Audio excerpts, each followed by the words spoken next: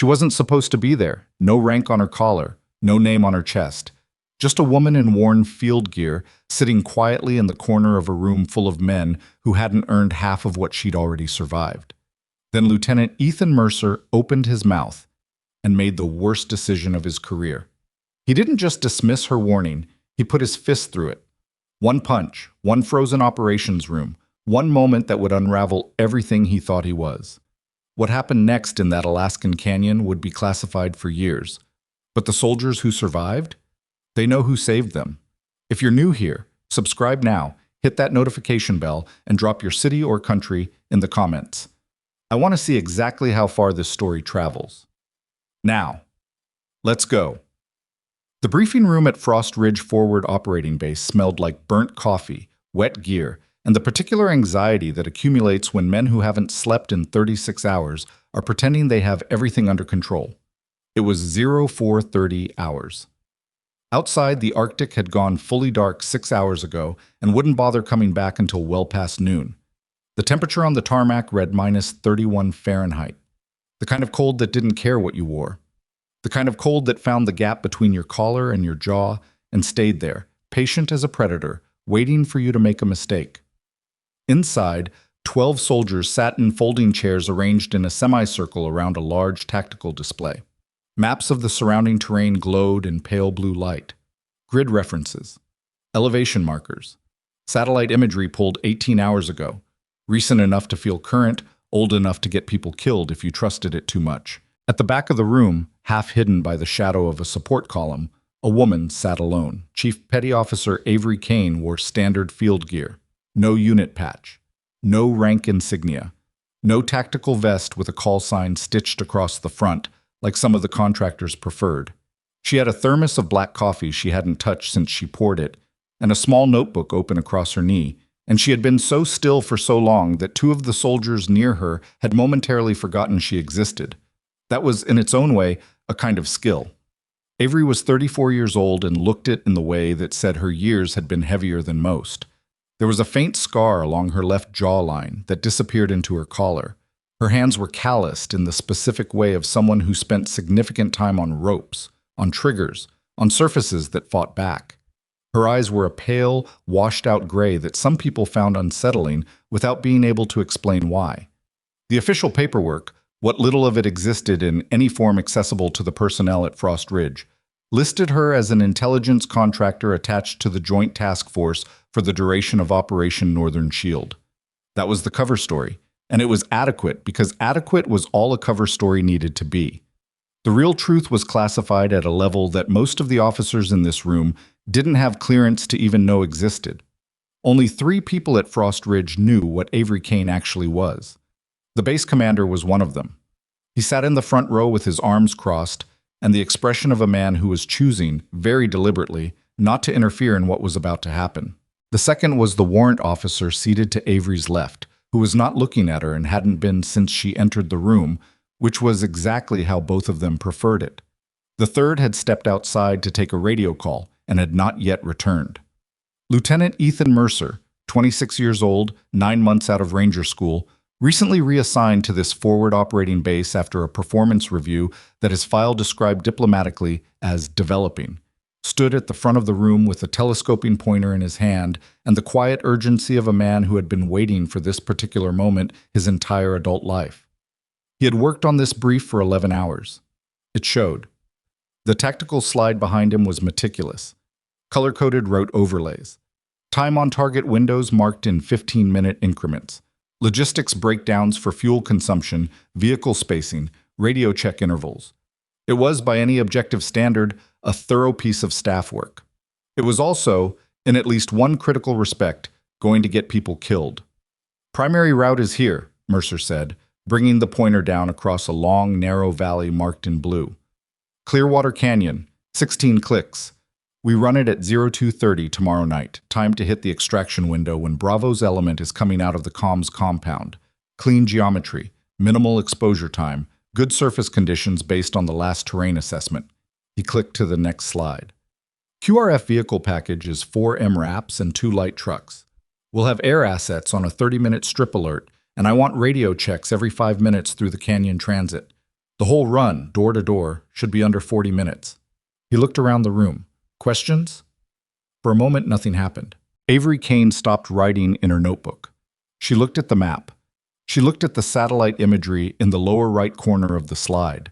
She looked at the elevation profile running across the bottom. Those sheer cliffs rising 200 feet on both sides of the canyon floor. The choke point at the midway section where the road narrowed to barely 2 vehicle widths. The ridgeline that ran parallel to the entire route from a distance of less than 400 meters. She set her pen down. "The canyon's wrong," she said. Her voice was quiet. Not quiet in the way of someone trying not to cause trouble. Quiet in the way of someone who has learned that raising your voice is almost always a waste of energy. Mercer turned to look at her. Most of the room turned to look at her. "Excuse me?" Mercer said. "Clearwater Canyon." Avery didn't move from her chair. She pointed at the screen with 2 fingers, a small, economical gesture. "Those cliffs. The ridgeline on the eastern side runs a straight 3.2 kilometers parallel to your route at an average distance of 380 meters. The choke point at grid reference Hotel 7 is 2 vehicles wide at maximum, narrower in 3 places due to snowpack accumulation. You put 4 MRAPs through that in the dark, you're giving a 2-gun ambush team textbook fields of fire and 0 exit options." Mercer stared at her. Something moved across his face. Not consideration. Something harder than that. Something that had been looking for a target and had just found one. "And you are?" he said. "Doesn't matter who I am. It matters to me. I'm delivering this brief to my unit and I don't know who you are or what your qualifications are, so yeah, it matters." Avery looked at him steadily. "Intel contractor, attached to Joint Task Force. That's on the access roster you should have in front of you." Intel contractor. He said it the way people say things they've already decided not to believe. "Right. And your tactical assessment is based on what exactly? Some satellite imagery you looked at?" "The satellite imagery, the terrain analysis from 3 days ago, and the pattern of life data that shows intermittent vehicle presence on the eastern ridgeline going back 6 weeks."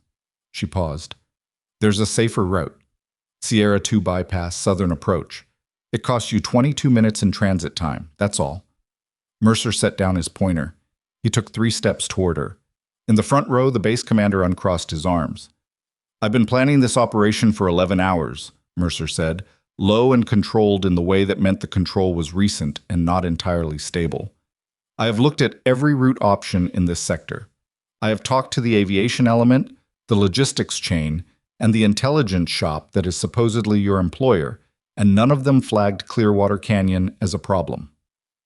So I'm going to go ahead and take the professional assessment of the people who have been embedded in this theater for 8 months over the opinion of someone I've never seen before this morning." "That's your right," Avery said. "It's the wrong call."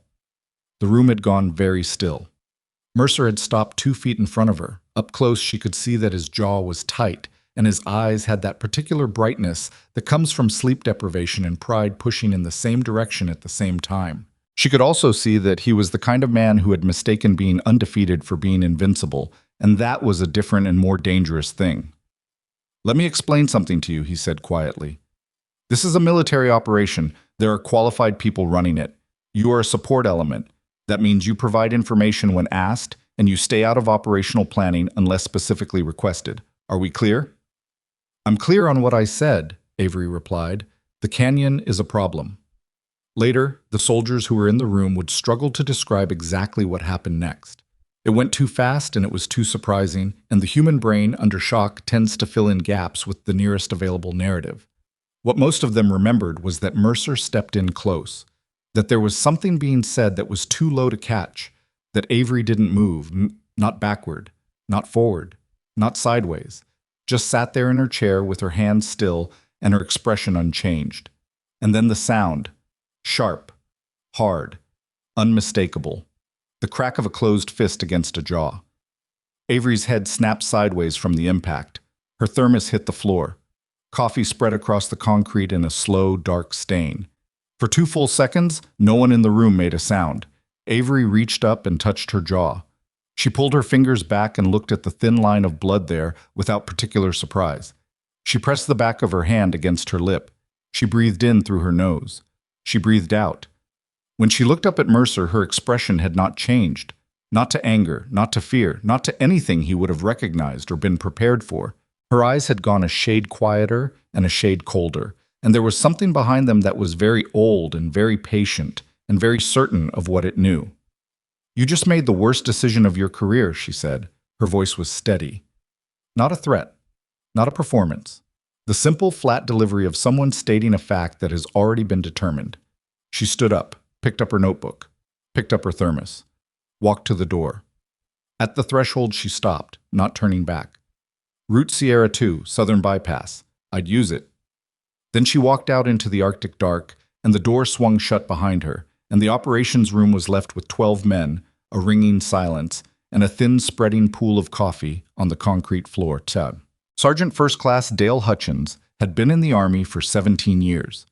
He had served in 3 conflicts across 4 continents. He had seen officers make bad decisions in real time and watched those decisions ripple outward like stones dropped in water, touching things the officers never intended and never knew about. He had never seen anything quite like what he'd just watched.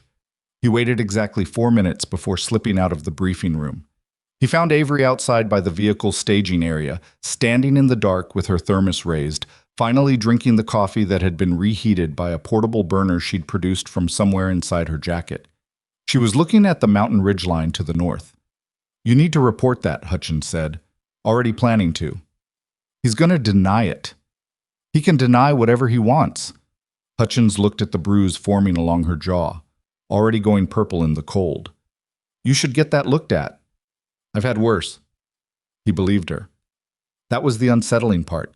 He believed her completely, and without any need for her to elaborate, because there was something in the economy of the way she moved and the flatness of the way she spoke that communicated a very long acquaintance with worse. "What's Sierra 2? He asked. "Southern Bypass. Adds 22 minutes. Avoids the ridgeline exposure through Clearwater." She looked at him sideways. "You saw the map." "I saw the map." "Then you already know I'm right." Hutchins was quiet for a moment. The cold pushed against them both.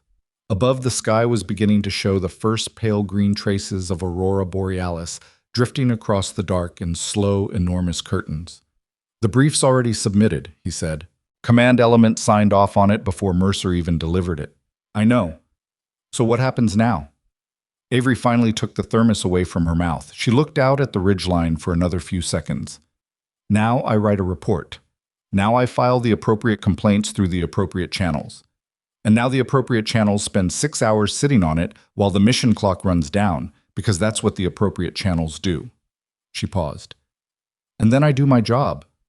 Hutchins looked at her. "Which is?" She looked back at him. "Classified," she said, and walked away. The report Avery filed was thorough, precise, and went to 3 separate chain of command addresses by 0600 that morning. It documented the assault in clinical, factual language that left no interpretive room. It cited the relevant articles. It named witnesses by name and rank and time of observation. It was, in the judgment of anyone who reviewed it in good faith, an open and shut record of conduct unbecoming. By 0900, it had been reviewed by Major Doreen Vance, the senior officer responsible for the forward operating base's administrative functions. Vance read it twice. She made 2 phone calls.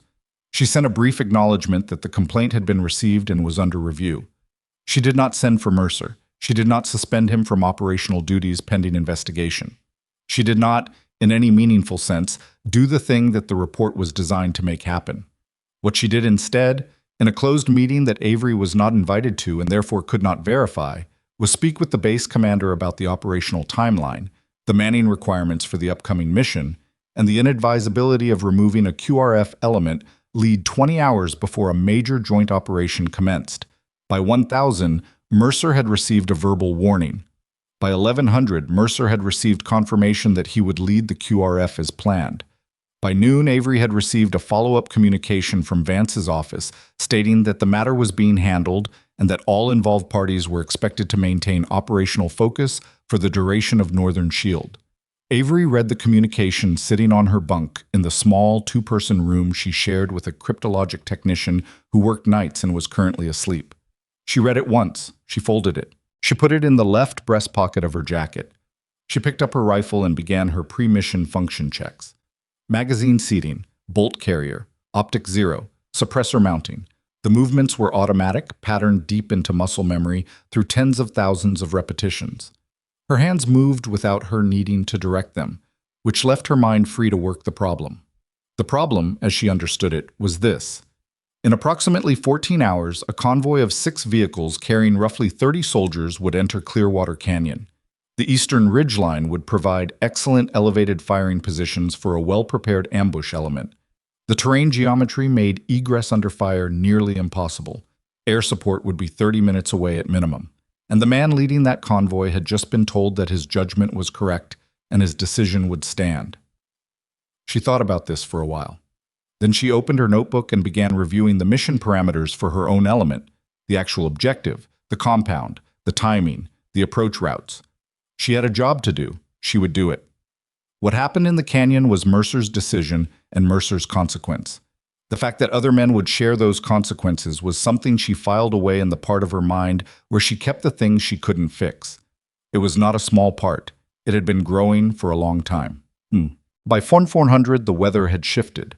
The forecast had called for light winds and minimal snowfall through the operational window. What arrived instead was a pressure system that the meteorology element described as within predicted variance, and that the vehicle mechanics described as a pain in the ass. Gusts were running 20 to 25 miles per hour off the northern ridge. Visibility had dropped to under a mile in the lower valleys. The temperature had fallen to minus 38. Avery's team, 4 operators she had worked with before, none of whom used last names in informal settings, gathered at the equipment staging area at 1600 to run through final checks. The insertion plan called for a ha-ho jump from a blacked-out aircraft, a 5-kilometer freefall approach to a landing zone 2 kilometers north of the target compound, and a foot movement into the objective under full noise and light discipline. The weather made the jump more complicated. It did not make it impossible. "Wind drift's going to push us east," said the man everyone called Voss, holding a small weather gauge and squinting at the numbers. He was 41 years old and had once spent 11 days alone in the Helmand River Valley and come out thinner but functional. "We compensate on exit, open higher, adds time under canopy." "How much time?" Avery asked. 8 minutes, maybe 10. "We can absorb that." "Thought you'd say that." The man to her left, younger, darker-haired, with the particular quality of stillness that very good operators develop after they stop needing to prove anything, looked at the weather and then at Avery. "You hear about the QRF route?" "I was at the brief," she said. "So, you know." "Yeah." He was quiet for a moment. "You file something?" "Filed. Reviewed, closed." He looked at the mountains. "That's a bad canyon." "I know it is. If they hit contact in there, they will." The words landed flat and certain. Nobody argued with them. They had all looked at the same map. They had all done the same math. "So what do we do?" he asked. Avery checked the action on her rifle one more time. The bolt moved clean and smooth. She seated the magazine. She chambered around. "We do our job," she said, "and then we see what happens." The aircraft lifted at 2200 hours into a sky that had gone completely black above the cloud layer and brilliant with stars above that. The aurora had returned, stronger now, broad bands of green and violet rippling across the dark in slow, massive waves that made the frozen landscape below look like another planet entirely. Avery stood in the cargo door at altitude with the cold cutting through every layer and looked down at the black mass of the mountains and the thin pale line of frozen rivers threading between them, and felt the familiar thing she always felt at this moment, which was not quite fear and not quite calm, but something in between that had no good name. A sharpening. A narrowing of the world to only what was directly relevant. Voss appeared at her shoulder. He had to raise his voice against the engine noise and the wind. 30 seconds. She nodded. "Weather's worse than the morning red," he said. "Upper winds at altitude are running 15 knots faster." "I see it." "Could push us further east." "Could." He looked at her. "You want to scrub?" She looked at the mountains below. At the canyon she couldn't see from here but knew was there, running like a scar through the terrain, waiting for 30 soldiers and their 6 vehicles in a few short hours. "No," she said. The jump light turned from red to green. Avery Kane stepped out into the Arctic night. The cold hit her like a wall, and then she was in it, part of it, falling through 2 kilometers of frozen darkness, toward a frozen landscape, toward an objective that was classified, and a mission that would never be in any official record, and a night that was going to go sideways in ways she could already calculate and probably couldn't stop. But she was going anyway. That was the only thing she'd ever been absolutely certain about, going all the way back to the beginning. Not the glory, not the recognition, not any of the things that young officers like Mercer chased so visibly and so loudly. Just the certainty that when the moment came, she would go. The parachute deployed, the silk filled with freezing wind. Below her, the canyon waited. The canopy snapped taut above her, and the free fall ended, and suddenly there was only the wind and the cold and the vast, indifferent dark of the Arctic spreading out in every direction below her boots. Avery worked the toggles by feel. The upper winds were worse than Voss had called it. Not 15 knots over the morning read, closer to 22, pushing hard from the northwest and carrying ice crystals that stung even through the balaclava and goggles. The landing zone was a frozen lake bed 2 kilometers north of the target compound, and the wind was trying to push her east of it into a tree line that would turn a manageable landing into a very bad night very quickly. She corrected. Corrected again. Her arms burned with the effort of holding the toggle inputs against the gusts.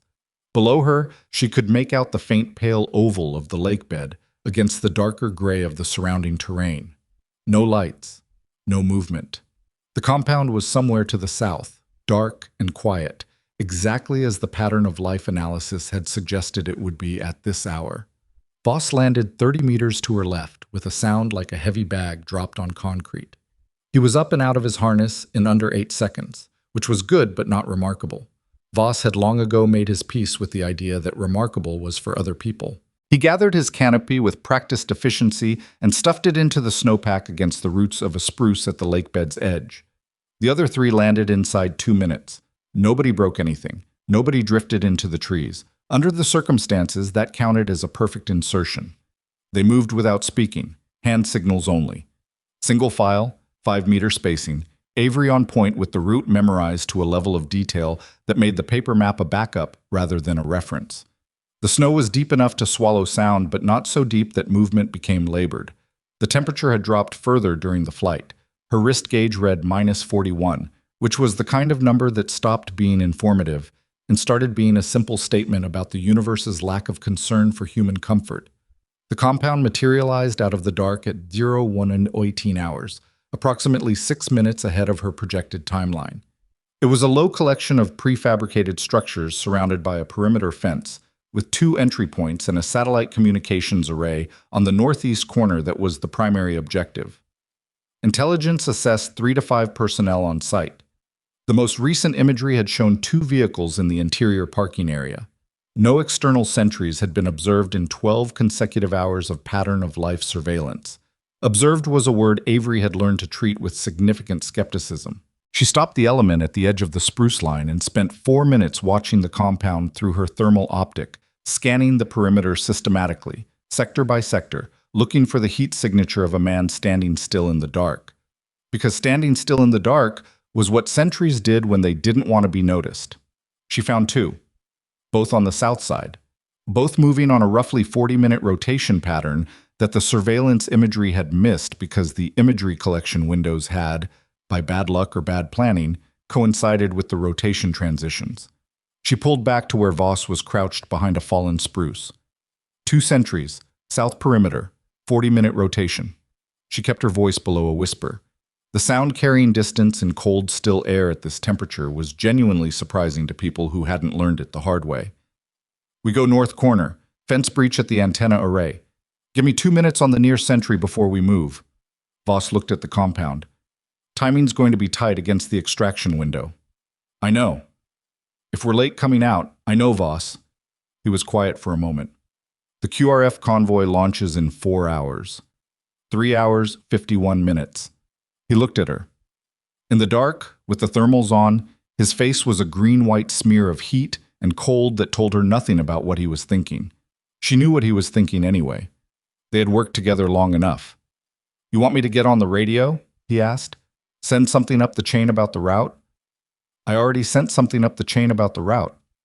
I know, but if someone else sends it, they'll sit on it the same way they sat on mine. She looked back at the compound. The near sentry had stopped moving, checking something. Phone, maybe, or a piece of equipment. A man bored in the cold and letting his guard down at exactly the wrong moment, which was, in Avery's experience, when most men let their guard down. We do our job. We do it clean. We get out on time. Whatever happens in that canyon happens in that canyon. Voss said nothing for a long moment. Then, copy. They moved. The breach went in at the north fence line at 0131, 12-gauge wire cutter. Minimal noise. The antenna array was 40 meters inside the perimeter, and the ground between the fence and the array was open, packed snow, no cover, which meant that the 40 meters had to be covered fast and low and in the window between the two sentries' rotation overlap. Avery went first. She moved in a low sprint that wasn't quite a sprint, the kind of motion that prioritizes silence over speed while still covering ground fast enough to matter. Her boots hit the packed snow with almost no sound. Her breathing was controlled and deliberate, in through the nose, slow out through the mouth, keeping the visible vapor cloud minimal in the cold air. 14 seconds to the base of the array. She pressed against the steel support strut and listened. Nothing. Wind. Somewhere inside one of the structures, a generator running at low power. The faint creak of metal contracting in the cold. She pressed her transmit button twice. The signal, a double click on the encrypted channel, told the element she was in position. They came across in pairs. Voss and the younger operator, whose name was Carrick, moving together with 8 meters between them. The other two following at a 10-second interval. By 0138, all 5 were at the base of the array. The door to the primary communications structure was 12 meters to the east. Standard commercial lock, which was almost insulting. Whoever had set up this facility had spent serious money on the communications equipment and almost nothing on the physical security architecture, which told Avery something about their priorities and their assumptions. People who underestimated the sophistication of their adversaries tended to underestimate the sophistication of their security requirements. It was a pattern she had observed with reliable consistency across a decade and a half of this kind of work. The lock took 40 seconds. Inside, the heat hit her like stepping into a different climate. The structure was small, 4 meters by 6, and packed with equipment, rack-mounted servers, communications terminals, a large satellite transceiver that was currently active, its indicator light cycling in slow green pulses, 2 folding chairs, an empty coffee mug, a jacket hung on a nail near the door that still held body heat. Someone had been here recently. Avery swept left. Carrick swept right. The space was clear. She moved to the primary terminal and connected the collection device, a piece of hardware the size of a deck of cards that her unit's technical support element had assembled specifically for this operation. The device began its automated extraction sequence. Estimated time? 11 minutes. She settled into a crouch beside the terminal and watched the door. 9 minutes in, her earpiece clicked once. Movement, eastern perimeter. She was on her feet before the second click, which didn't come, which meant it wasn't a second sentry on the rotation. It was something unplanned. She went to the single narrow window at the east wall and looked through the frost-covered glass. A man was walking from the main residential structure toward the communications building. He was moving without urgency, not alert, not responding to an alarm, just walking the way a man walks when he gets up at an inconvenient hour to check on something and wants to get back to somewhere warm as quickly as possible. He had a flashlight. He had his head down against the wind. He was going to reach the door in approximately 90 seconds. Avery looked at the collection device. The progress indicator showed 87%. She looked at Carrick. He looked back at her. She held up one finger. He nodded. She positioned herself beside the door. The man reached it at 82 seconds. He pushed it open without unlocking it, which meant he had a key or the lock hadn't fully engaged behind them. And Avery made a note to brief that detail in the after-action because it was the kind of thing that mattered. What happened in the next 4 seconds was fast and quiet, and left no marks that would raise unnecessary questions. The man went from upright to seated on the floor with his hands secured behind him and a hood over his head and no clear understanding of what had just happened to him. He was breathing. He was not injured. He was going to have a complicated morning, but he was going to have a morning which was more than could be said for some people. The collection device completed at 93%. Not the full pull they'd wanted, but enough. Avery disconnected it and pocketed it and looked at Carrick. "We're done. Time to go." The exfil took 27 minutes. They moved south from the compound, away from the landing zone and the blown fence breach, using the secondary egress route that added distance but avoided retracing through terrain that might now have a response element moving on it. Nobody followed them. The compound's remaining personnel, if there were any awake, didn't appear to have sounded an alarm. By 0213, all 5 were at the pre-designated extraction holding area, a shallow depression in the terrain 2 kilometers south of the compound, sheltered on 3 sides by a natural berm of compacted snow and scrub spruce. The pickup was scheduled for 0245. They had 32 minutes. Avery sat down in the snow with her back against the berm and pulled out her radio. She switched to the Joint Task Force Operations frequency and listened. The radio was quiet. Traffic was minimal. A logistics coordination call about fuel, a weather update from the aviation element, a routine comms check between 2 call signs she didn't recognize. The kind of quiet that a large joint operation generates in the hours before it starts moving, when all the preparation has been done and what's left is waiting. She checked the time. 2:66. The QRF convoy would launch in 3 hours and 35 minutes. It would reach Clearwater Canyon in approximately 4 hours 20 minutes from now, assuming the vehicle preparation went smoothly and Mercer didn't push the timeline earlier to compensate for the weather delays. She thought about Mercer. She had thought about him on and off since the briefing room, not with anger. The anger had lasted approximately 90 seconds before she had set it aside because it wasn't useful. What she thought about instead was the specific combination of qualities that produced a man like him. The intelligence that could construct a detailed tactical brief but couldn't hear a legitimate warning. The confidence that had been built on a track record of small successes and had never been tested against genuine failure. The pride that had decided, in the space of a few seconds, that the appropriate response to being challenged by someone he'd dismissed was violence. She had met variations of Mercer throughout her career. They were not rare. The military produced them the way certain environments produce certain organisms, not through malice, but through a set of incentive structures that rewarded specific behaviors and failed to adequately penalize others. Most of them eventually encountered something that corrected them. The correction was not always kind. Some of them got people killed first. She pressed the transmit button and raised Voss. "Element check."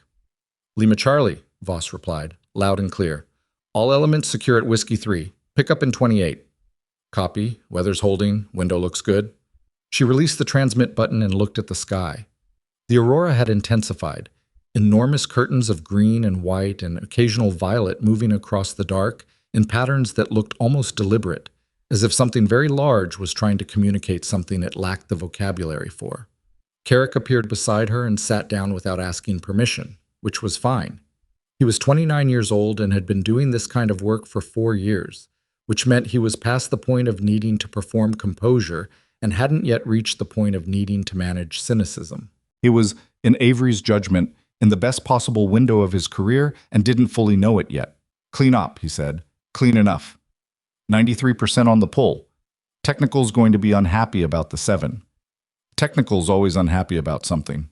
He was quiet for a moment. He looked at the sky. "You really think the canyon's going to go bad?" "Yes." "How bad?" She didn't answer right away. The honest answer was that she didn't know exactly how bad, which was different from not knowing it would be bad. She knew it would be bad the way she knew the temperature reading on her wrist gauge. Not because she'd decided to believe it, but because the data pointed in one direction, and she'd been in enough situations to understand what that direction meant. "Depends on how prepared they are," she said. "If it's a quick reaction ambush, 2 guns, small element, reacting to traffic noise, they'll do damage, but the QRF has enough firepower to suppress and push through. Messy, but survivable." She paused. "If it's a deliberate ambush, pre-positioned, waiting on that ridgeline because someone told them when the convoy was coming and which route they were taking, then it's going to be very bad." Carrick looked at the mountains. "Which do you think it is?" The pattern of life data showed 6 weeks of intermittent vehicle presence on that eastern ridge. She looked at the same mountains. That's not a quick reaction ambush. That's somebody who set up a hunting blind and has been waiting for something worth shooting at. He said nothing. The radio on her chest produced a burst of static, and then the operations frequency came back. Routine traffic. A vehicle mechanical issue at the main FOB. An aviation element repositioning. Then, from somewhere below the routine traffic, not on her frequency but bleeding through from a nearby channel, she caught 3 words in a different voice. Urgent. Clipped. She reached up and adjusted the squelch. The bleed-through cleared for a moment before it faded again, but it was enough. Someone at Frost Ridge Base, on a command frequency she wasn't monitoring, was talking about the convoy timing. She caught launch time, revised, and then a grid reference she recognized as the southern approach to Clearwater Canyon, and then the voice dropped below the frequency bleed and she lost it. She sat with that for a moment. Then she pulled out her notebook and wrote down what she'd heard. Time. Frequency band. Approximate grid reference. The words she'd caught clearly. It wasn't enough to be certain. It was enough to make her stomach tighten in a way that was specific and familiar. Carrick, she said. Yeah.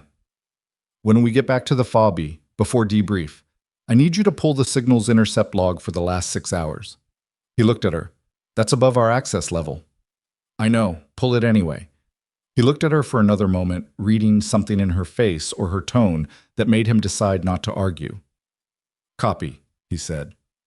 The pickup arrived at 0243.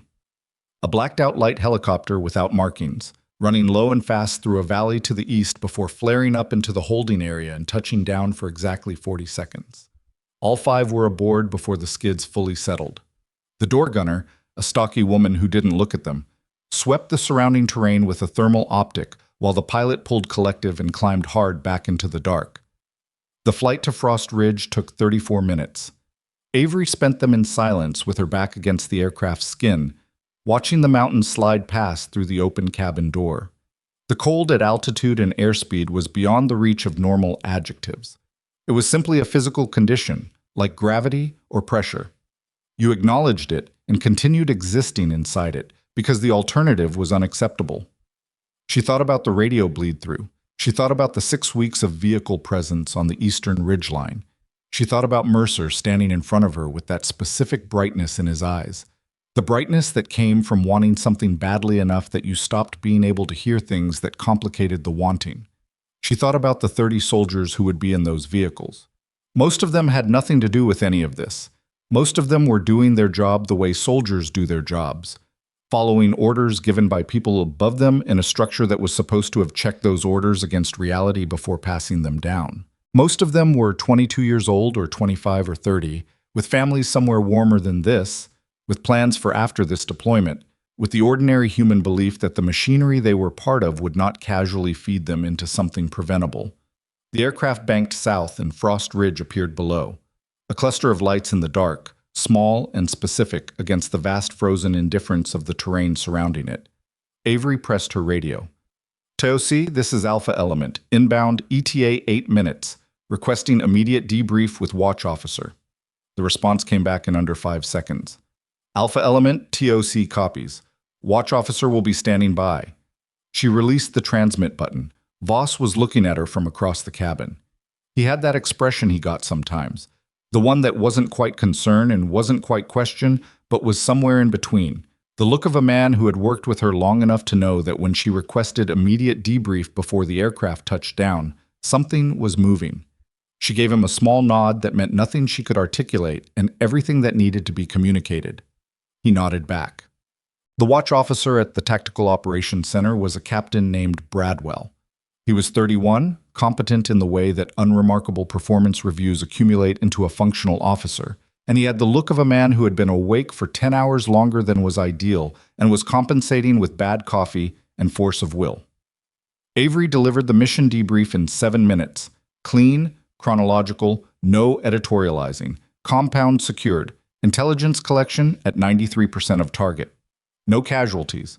No compromise detected. 1 individual temporarily detained, secured, no injuries. Bradwell took notes and asked 2 clarifying questions, both of which were good questions.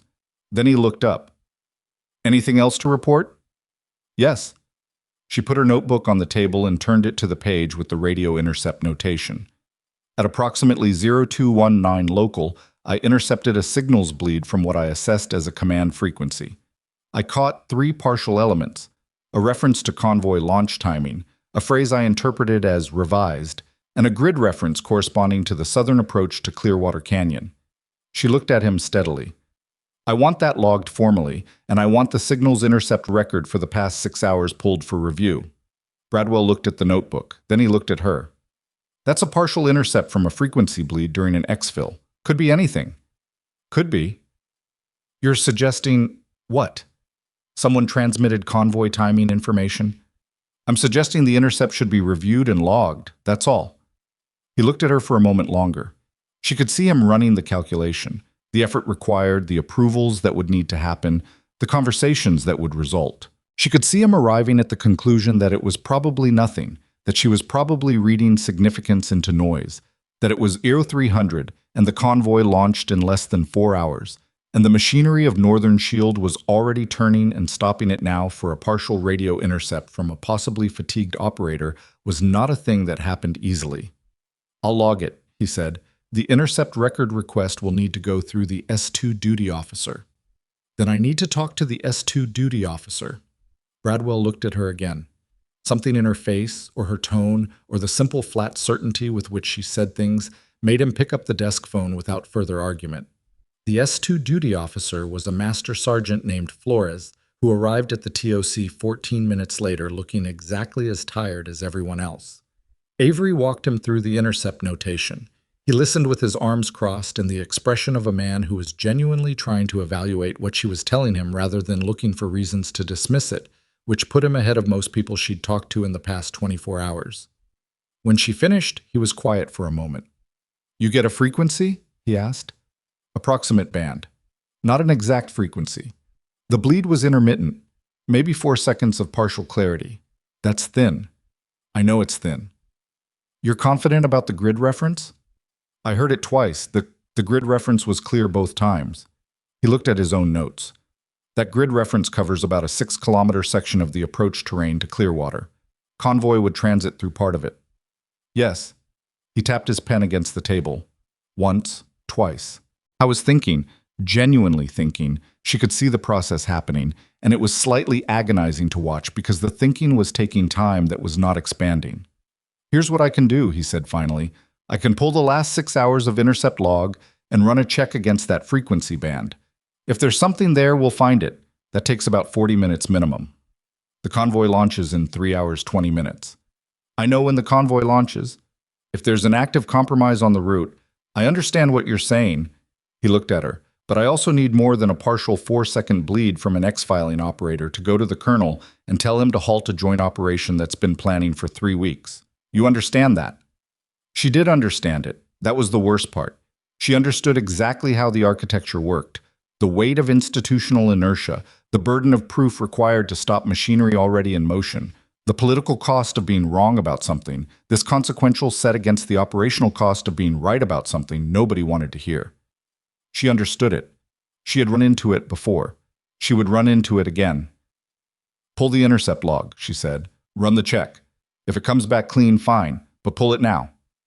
Flores looked at her for a long moment. Then he nodded once and turned to the signals terminal. So, she found Sergeant First Class Hutchins in the vehicle staging area at 0340, running a pre-operation check on one of the MRAPs scheduled for the QRF package. He had a flashlight in his teeth and his head under the hood, and was doing something with the engine that produced sounds of metal against metal and occasional muffled language. Avery waited until he extracted himself. Checking the convoy vehicles? She asked. Hutchins looked at her. He looked at the bruise on her jaw, which had gone from purple to a deep specific shade of yellow-green at the center. Yeah. Mercer know you're out here? Mercer's in the briefing room running final radio checks with the drivers. He wiped his hands on a rag. You just get back? 40 minutes ago. He looked at her more carefully. She had changed from her jump kit into clean field gear, but the operational hours were in her face the way they always were. Not exhaustion exactly, more like compression, the particular quality of someone who has been running at a certain level of intensity and hasn't fully come back from it yet. You sleep? He asked. No. You gonna sleep before this thing launches? No. He stuffed the rag in his back pocket. Something happened. It wasn't a question. She told him about the radio bleed. She told him about Flores and the intercept log check. She told him it was thin, and she knew it was thin, and that didn't change what she'd heard. Hutchins listened without interrupting. When she finished, he leaned against the MRAP with his arms crossed and looked at the vehicle's staging area, at the 4 MRAPs and 2 light trucks being prepped under the arc lights, at the soldiers moving around them with equipment and pre-op checklists, at the machinery of the operation assembling itself for the morning. "You think there's a compromise," he said. "I think something bled through on a frequency it shouldn't have. And if Flores pulls the log and it comes back clean, then I'm wrong." "Are you usually wrong?" She looked at him. "No?" He exhaled. His breath hung in the cold air between them. "So what do you want me to do?" "The route," she said. "You're a senior NCO on this element. You can raise a route concern directly to Mercer at pre-op brief." "I already know what Mercer's going to say to a route concern from me." "I know what he's going to say too. Say it anyway." Hutchins looked at her. "You're asking me to go up against my lieutenant on something he already shut down once. I'm asking you to raise a legitimate safety concern in your operational capacity. What he does with it is on him. And if he doesn't change the route?" Avery looked at the vehicles, at the men preparing them, at the dark mountains beyond the perimeter wire where, in a few hours, 30 soldiers were going to drive in single file through a narrow canyon between 200-foot cliffs on a frozen road in the dark. "Then 30 people drive into Clearwater Canyon," she said, "and we find out if I'm wrong." Hutchins held her gaze for a long moment. In the cold, under the arc lights, with the wind moving between the vehicles, something passed between them that was not quite an agreement and not quite a plan, more like a shared acknowledgement of a situation that had already moved past the point where any one person's judgment could fix it cleanly. "All right," he said. He pushed off the MRAP and walked toward the briefing room. Avery watched him go. Then she looked at the mountains. The aurora was fading. The sky to the east was beginning, almost imperceptibly, to lighten. Not dawn, not yet, just the suggestion that the darkness had a direction. The temperature had dropped another 2 degrees. Somewhere on the far side of the base perimeter, a security patrol was running its last circuit before the day shift change. She pulled out her notebook. She looked at the intercept notation. She looked at the grid reference she'd written down, at the careful 2 times confirmation she'd noted beside it. She looked at the mountains. Somewhere inside the TOC, Flores was pulling log files and running frequency checks and doing his job the way competent people did their jobs.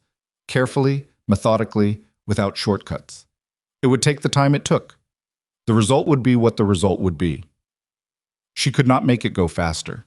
She could not make Mercer listen. She could not make the chain of command move at a speed proportional to the urgency of the situation.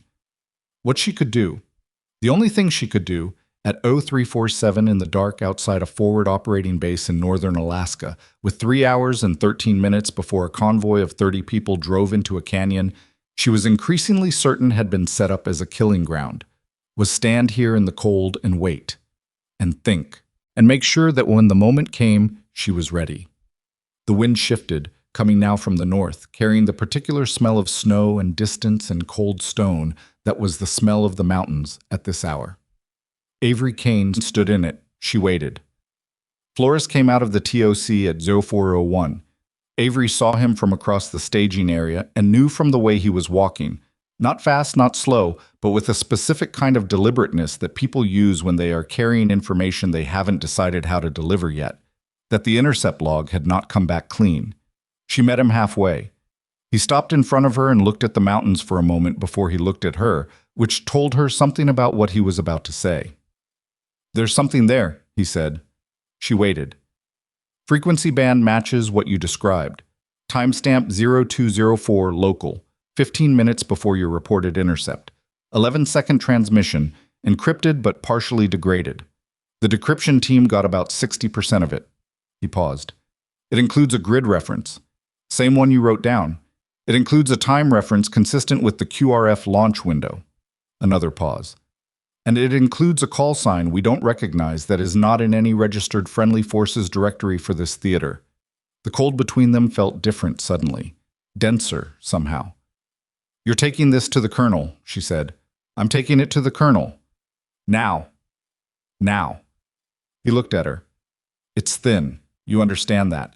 60% of an 11-second transmission is not a smoking gun. The colonel is going to push back hard. Tell him about the 6 weeks of vehicle presence on the eastern ridge line. I will. Tell him the route concern was raised in the briefing and dismissed.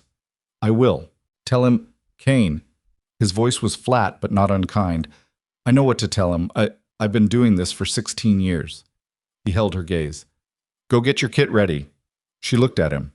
Your kit, he said again. Whatever you need, be ready to move. He turned and walked toward the command building. Avery watched him go. Then she turned and walked toward the equipment room at a pace that covered ground without appearing to run. She had her kit staged and her element pre-briefed on contingency by 0431.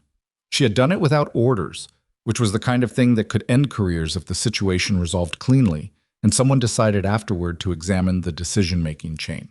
She had staged 2 vehicles, confirmed fuel states, confirmed the medical kit was complete and accessible, and run a 30-second mission concept brief with Voss and Carrick that amounted to, if the QRF hits contact in the canyon and the situation goes critical, we move.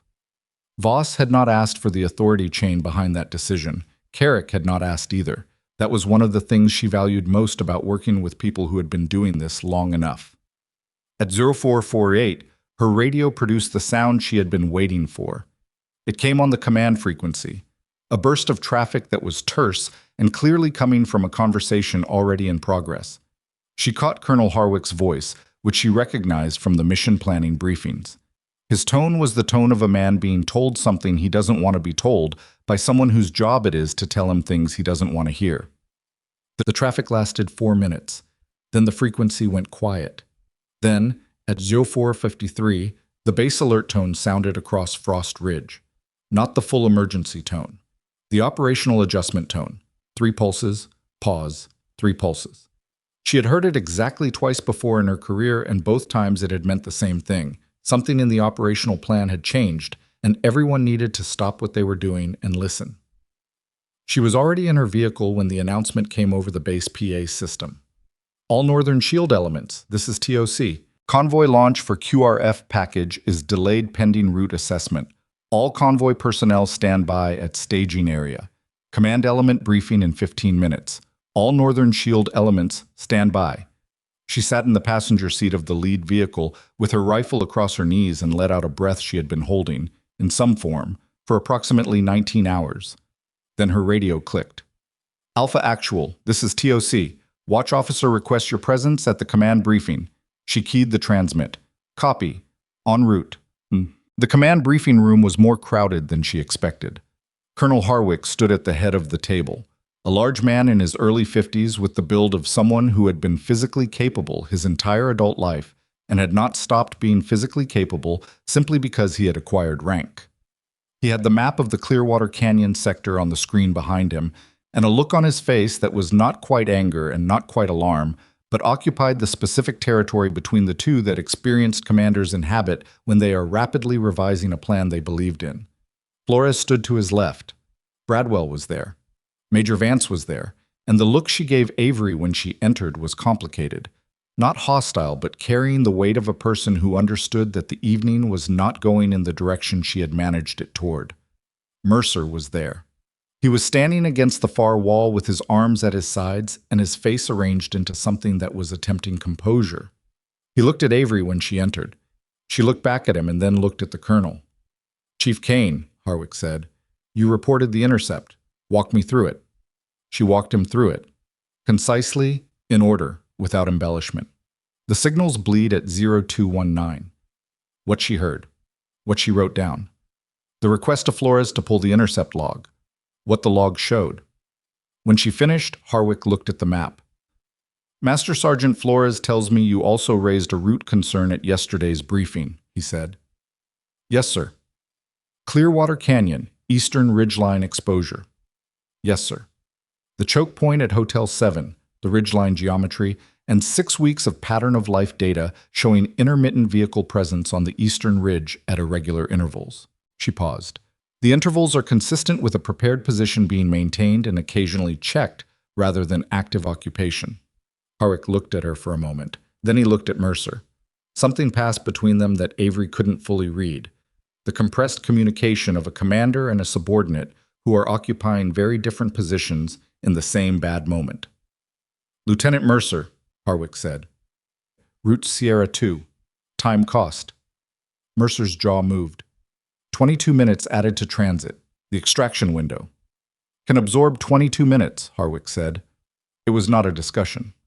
"We're running Sierra 2. I want a revised route overlay on the operations screen in the next 20 minutes. Convoy launch delays to 0630. He looked around the room. "Any questions?" Nobody asked any questions. "Then get to work." The room began to move. Avery stepped to the side to let people pass. Flores caught her eye as he went by and gave her the smallest possible nod, the kind that communicated acknowledgement without theater. Mercer passed her last. He stopped. She didn't look at him immediately. When she did, his face was still arranged in the composure he'd been maintaining since she walked in, but there were cracks in it now. Not from guilt, not yet, but from the specific humiliation of having a plan overridden in front of your unit by information raised by the person you had decided wasn't worth listening to. He didn't say anything. She didn't say anything either. He left. Avery looked at the map on the screen, at the canyon, at the ridgeline, at the grid reference she'd written in her notebook at 0219, from a radio bleed that could have been nothing and turned out to be something and had, by a margin of hours that felt both enormous and razor-thin, changed the shape of what the morning was going to look like. She stood there for a moment. Then she went back to her vehicle and tried to sleep. She got 90 minutes. It wasn't enough. It was never enough. But 90 minutes of genuine unconsciousness was sufficient to bring her back to functional, which was a lower bar than rested but an achievable one. And in her line of work, achievable was the standard she planned to. The convoy launched at 0634. She watched it from the vehicle staging area. 4 MRAPs and 2 light trucks rolling out through the main gate in single file, headlights dark, using thermal for navigation, the whole package moving with the heavy, deliberate momentum of armored vehicles on frozen ground. Mercer was in the third vehicle. She could see him through the MRAP side window as it rolled past, his face forward, not looking at her. The convoy turned south on the main access road, then southwest toward the Sierra 2 bypass. The longer route, the route that skirted the canyon entirely, that added 22 minutes and cost nothing except the admission that caution was sometimes more valuable than efficiency. She watched until the last vehicle's taillights disappeared around the southern ridge. Then she walked back to the equipment room, sat down on an ammunition crate, and drank the worst coffee she had encountered in recent memory while Voss sat across from her eating a protein bar with the focused attention of a man for whom eating has long since ceased to be a pleasure and become purely a maintenance function. "Convoy's moving," he said. "I know." "Sierra 2. "I know." He looked at her. "So it's over." She looked at her coffee, at the dark surface of it, flat and still in the tin cup. "The convoy's on Sierra 2, yeah. But?" She looked up. "I want to monitor the operations frequency until they're through." Voss considered this. He took another bite of his protein bar. He chewed. "Copy," he said. The operations frequency was quiet for the first 40 minutes. Routine traffic. Radio checks at the 5-minute intervals Mercer had specified in his original plan. Position reports as the convoy moved through checkpoints on the Sierra 2 route. The weather was holding. Winds had dropped slightly with the arrival of the thin pre-dawn light. Visibility had improved to nearly 2 miles in the lower valleys, and the temperature had crept up to -29, which was almost hospitable by the standards of the past 18 hours. At 0714, the convoy reached the midpoint of the Sierra 2 bypass. At 0719, the radio traffic changed. Avery heard it before she understood it. A shift in the quality of the transmissions. A compression of words that happened when people were moving from planned communication to reactive communication. The difference between a man reading from a checklist and a man trying to describe something that is currently happening to him. "TOC Raven 6. We have eyes on movement. Eastern ridgeline. Grid. Static. 4 seconds. Multiple heat signatures. Count is more static. Longer this time." She was on her feet. "TOC Raven 6. Say again your last." The watch officer's voice, controlled but with the speed behind it, of someone who had just sat up very straight. Raven 6, repeat your last transmission. And then, from somewhere behind the static, a sound that needed no interpretation.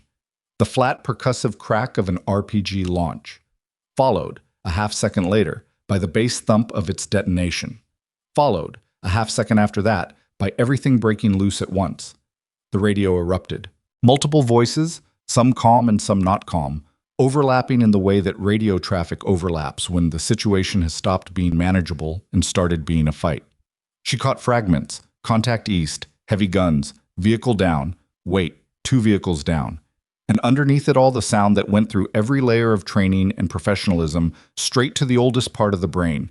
The continuous hammering of a heavy machine gun, audible even through the radio transmission, even across distance, even through static. She was moving before she made a conscious decision to move. Voss, Carrick, we're up, now. The watch officer tried to stop her at the gate. Not physically, he was not that kind of man, but with words, which he deployed with the authority of his position and the reasonable belief that authority was sufficient. Kane, you don't have authorization to move on that contact. The QRF is the contact. She kept walking. Who else is responding? Air assets are spinning up. 20-minute ETA minimum. 20 minutes. She stopped, turned, looked at him. There are 30 people in those vehicles, and at least 2 of them are already hit, and air is 20 minutes out. The protocol didn't anticipate this specific situation. She held his gaze. Log it. Log my vehicle, my element, my call sign, my time of departure. All of it. I'm not asking for authorization, Captain. I'm telling you what's happening so that your log is accurate. She turned and walked to her vehicle.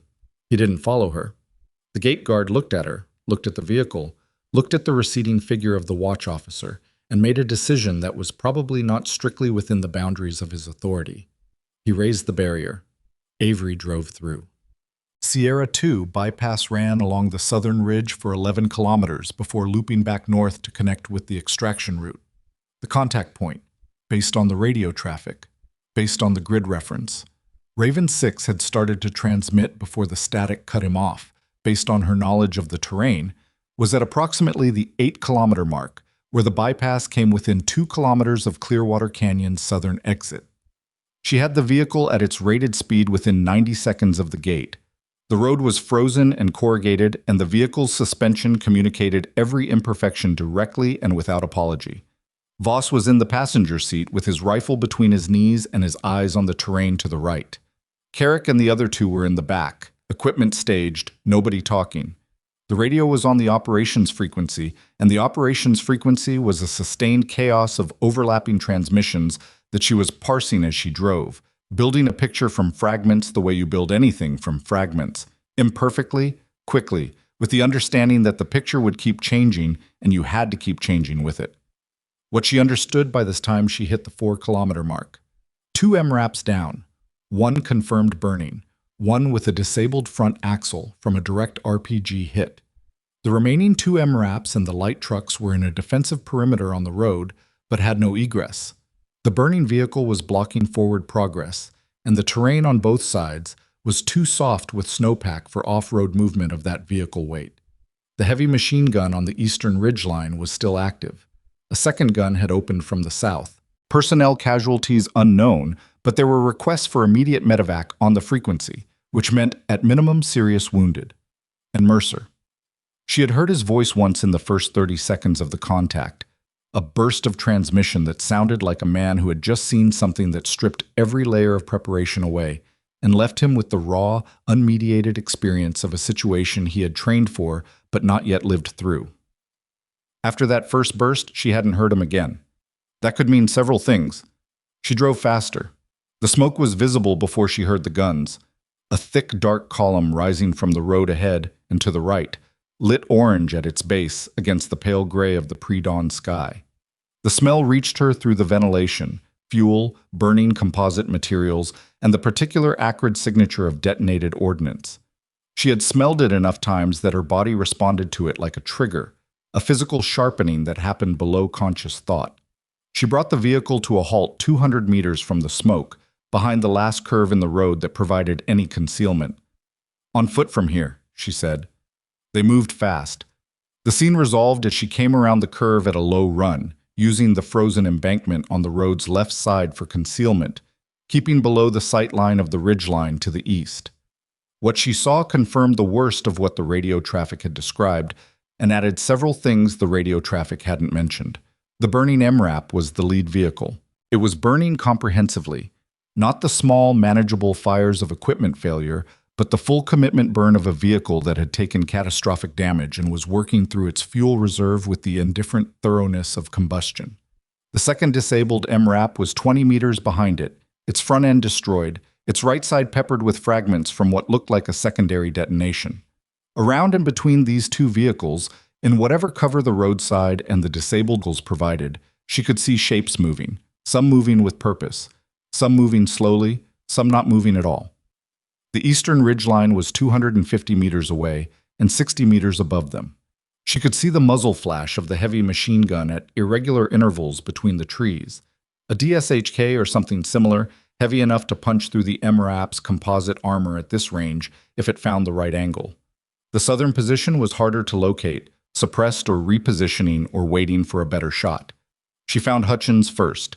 He was behind the rear wheel of the second MRAP, directing two soldiers who were trying to drag a third away from the vehicle and toward the roadside ditch. The third soldier's left leg was wrong in a way that legs aren't supposed to be wrong. She reached him in a crouch, staying below the vehicle's profile. "Hutchins." He turned. Something happened in his face when he saw her. Not relief exactly, more the expression of a man who has been holding a very heavy thing by himself and has just been offered help. "How many?" she asked. 3 confirmed KIA, 7 wounded, 2 critical. His voice was flat and fast, the tone of someone giving information in a context where emotion is a resource that can't be spent. "Mercer's vehicle took the second hit. He's alive. Hutchins paused in a way that communicated more than words. "He's back there." "The ridge gun. Has anyone tried to suppress it?" "We've been putting rounds up there since it opened. Nothing's touching it. It's dug in behind a natural rock formation. You can't get the angle from down here." "How many on the south position?" "Unknown. Repositioning after first contact. Haven't fired in 6 minutes." 6 minutes. Which either meant they were waiting for a better angle or consolidating for a ground assault, and neither option was good. "The air asset ETA?" she asked. "TOC said 18 minutes when I last had comms. That was 4 minutes ago." 14 minutes. She looked at the ridgeline. The machine gun fired again, a 5-round burst that walked across the road surface and threw sparks off the disabled MRAP's side armor. Somewhere behind her, one of the soldiers made a sound that was not quite a word. 14 minutes was approximately 13 minutes longer than some of the people in this perimeter had. She looked at the cliff face below the ridgeline. It was steep, not vertical, but steep. 60 meters of exposed rock and frozen soil, and the occasional scrub spruce growing at angles that suggested the mountain was only tolerating them. In daylight, with proper climbing equipment, it was manageable. In pre-dawn, under fire, with frozen hands and no dedicated climbing gear, it was something else entirely. She assessed it for approximately 4 seconds. "Voss," she said. "Yeah." "You have the perimeter. Keep those soldiers' heads down and keep them in cover. Do not let anyone break from the vehicles. The field of fire from that south position catches the open road." She paused. "If the south position opens again, try to locate the muzzle flash." Voss looked at the ridgeline. He looked at her. He had worked with her long enough to understand what the sequence of those instructions meant, which was why he didn't ask. "Copy," he said. Then, "Avery." She looked at him. "Don't be stupid about it." "I never am," she said, and both of them knew that was not entirely true, and neither of them said anything else about it. She moved to the base of the cliff. The first 15 meters were the worst. The rock face was glazed with ice in the places where melt and refreeze had cycled enough times to create a skin of clear, hard, nearly frictionless surface that her gloves couldn't grip and her boots couldn't bite. She used the scrub spruce where they existed, pressing her weight into the root bases, using the trunks for lateral movement. And in the stretches between them, she moved through the ice with the kind of deliberate, weight-controlled motion that is less about strength and more about patience and very specific placement. Above her, the machine gun fired. She felt the concussion through the rock before she heard the report. The burst was angled down the road, away from the cliff face, which meant they weren't watching the cliff, which meant they believed it wasn't climbable, which was a reasonable assumption and was currently in the process of being proven wrong. Her right hand found a crack in the rock at the 20-meter mark. She slotted her fingers into it, tested the load, transferred her weight, brought her left foot up to a ledge she'd been watching for the last 6 meters. She breathed. She moved. The temperature at elevation was different, colder and more direct. No residual heat from the vehicles or the bodies below, just the mountain and the air and the dark. Her fingers had stopped communicating pain clearly and moved into the phase where cold becomes a form of numbness that is dangerous because it removes information she needed. She could still grip. She confirmed that by gripping. That was sufficient. She climbed. At the 35-meter mark, a burst from the machine gun went directly over her head. Not aimed at her, aimed at the vehicles below, but close enough that she pressed flat against the rock face and felt the displaced air move right against the back of her neck. Below her, she could hear the sounds of the firefight, the flat crack of rifles, the occasional deeper sound of a grenade, voices that she couldn't make into words from this distance and this angle. She moved again. 50 meters. The scrub was thicker here, growing in dense horizontal clusters where the soil had accumulated on rock shelves. She used the clusters for both handholds and concealment, moving through them in a controlled crouch that kept her profile below the ridgeline. The machine gun position was 20 meters to her right and slightly elevated. She could see the muzzle flash clearly now from this angle. 3 men, 1 on the gun, and 2 providing security, the security men watching the slope below, and not the traverse, because the traverse required someone to have climbed the cliff face, and no one was supposed to be climbing the cliff face. She closed the distance to 12 meters. She did it slowly. Every placement deliberate. Every breath controlled. In the cold at this elevation, visible vapor was a problem.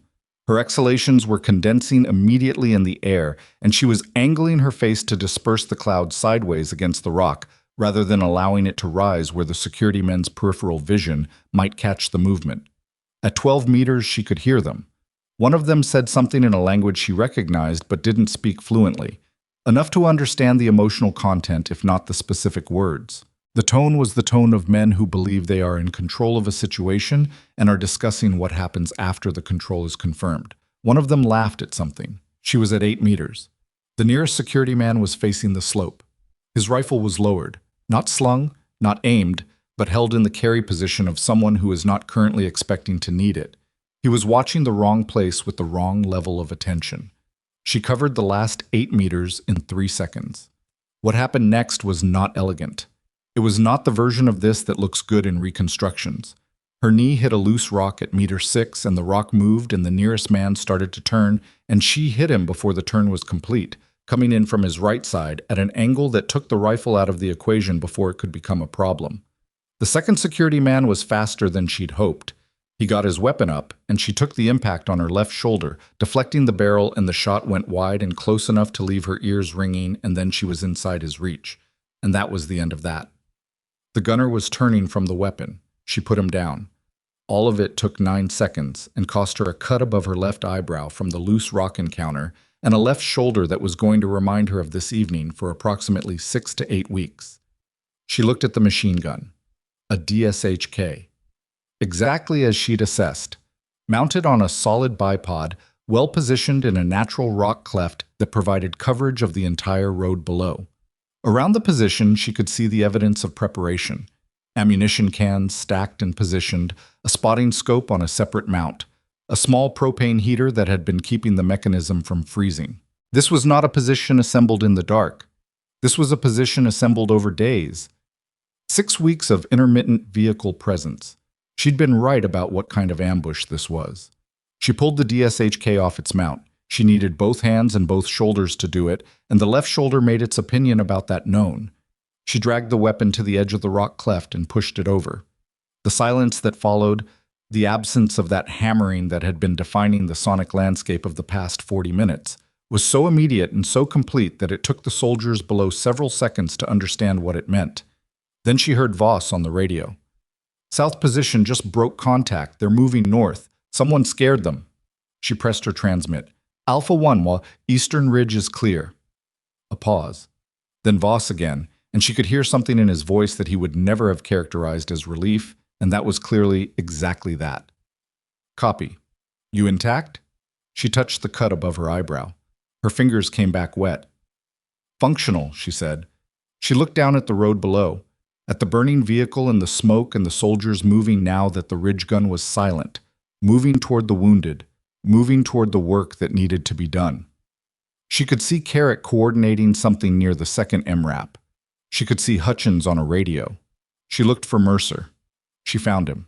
He was standing beside a vehicle with his back against the armor, not moving, not coordinating, not talking on the radio, just standing with his rifle at his side and his face turned toward the ridgeline, toward the silence where the machine gun had been, and the expression on his face was not one she could name precisely. It was the expression of a man who has just understood something at a level so fundamental that the understanding is still arriving, still spreading through him, still reaching the parts that hadn't known they needed to know it. He had led 30 people into a canyon, the wrong canyon, the one she'd warned him about. And even though they'd been rerouted to Sierra 2, it had been close enough that the ambush had been prepared and waiting and had pivoted to catch them on the alternate route when the original plan didn't proceed as expected. Close enough.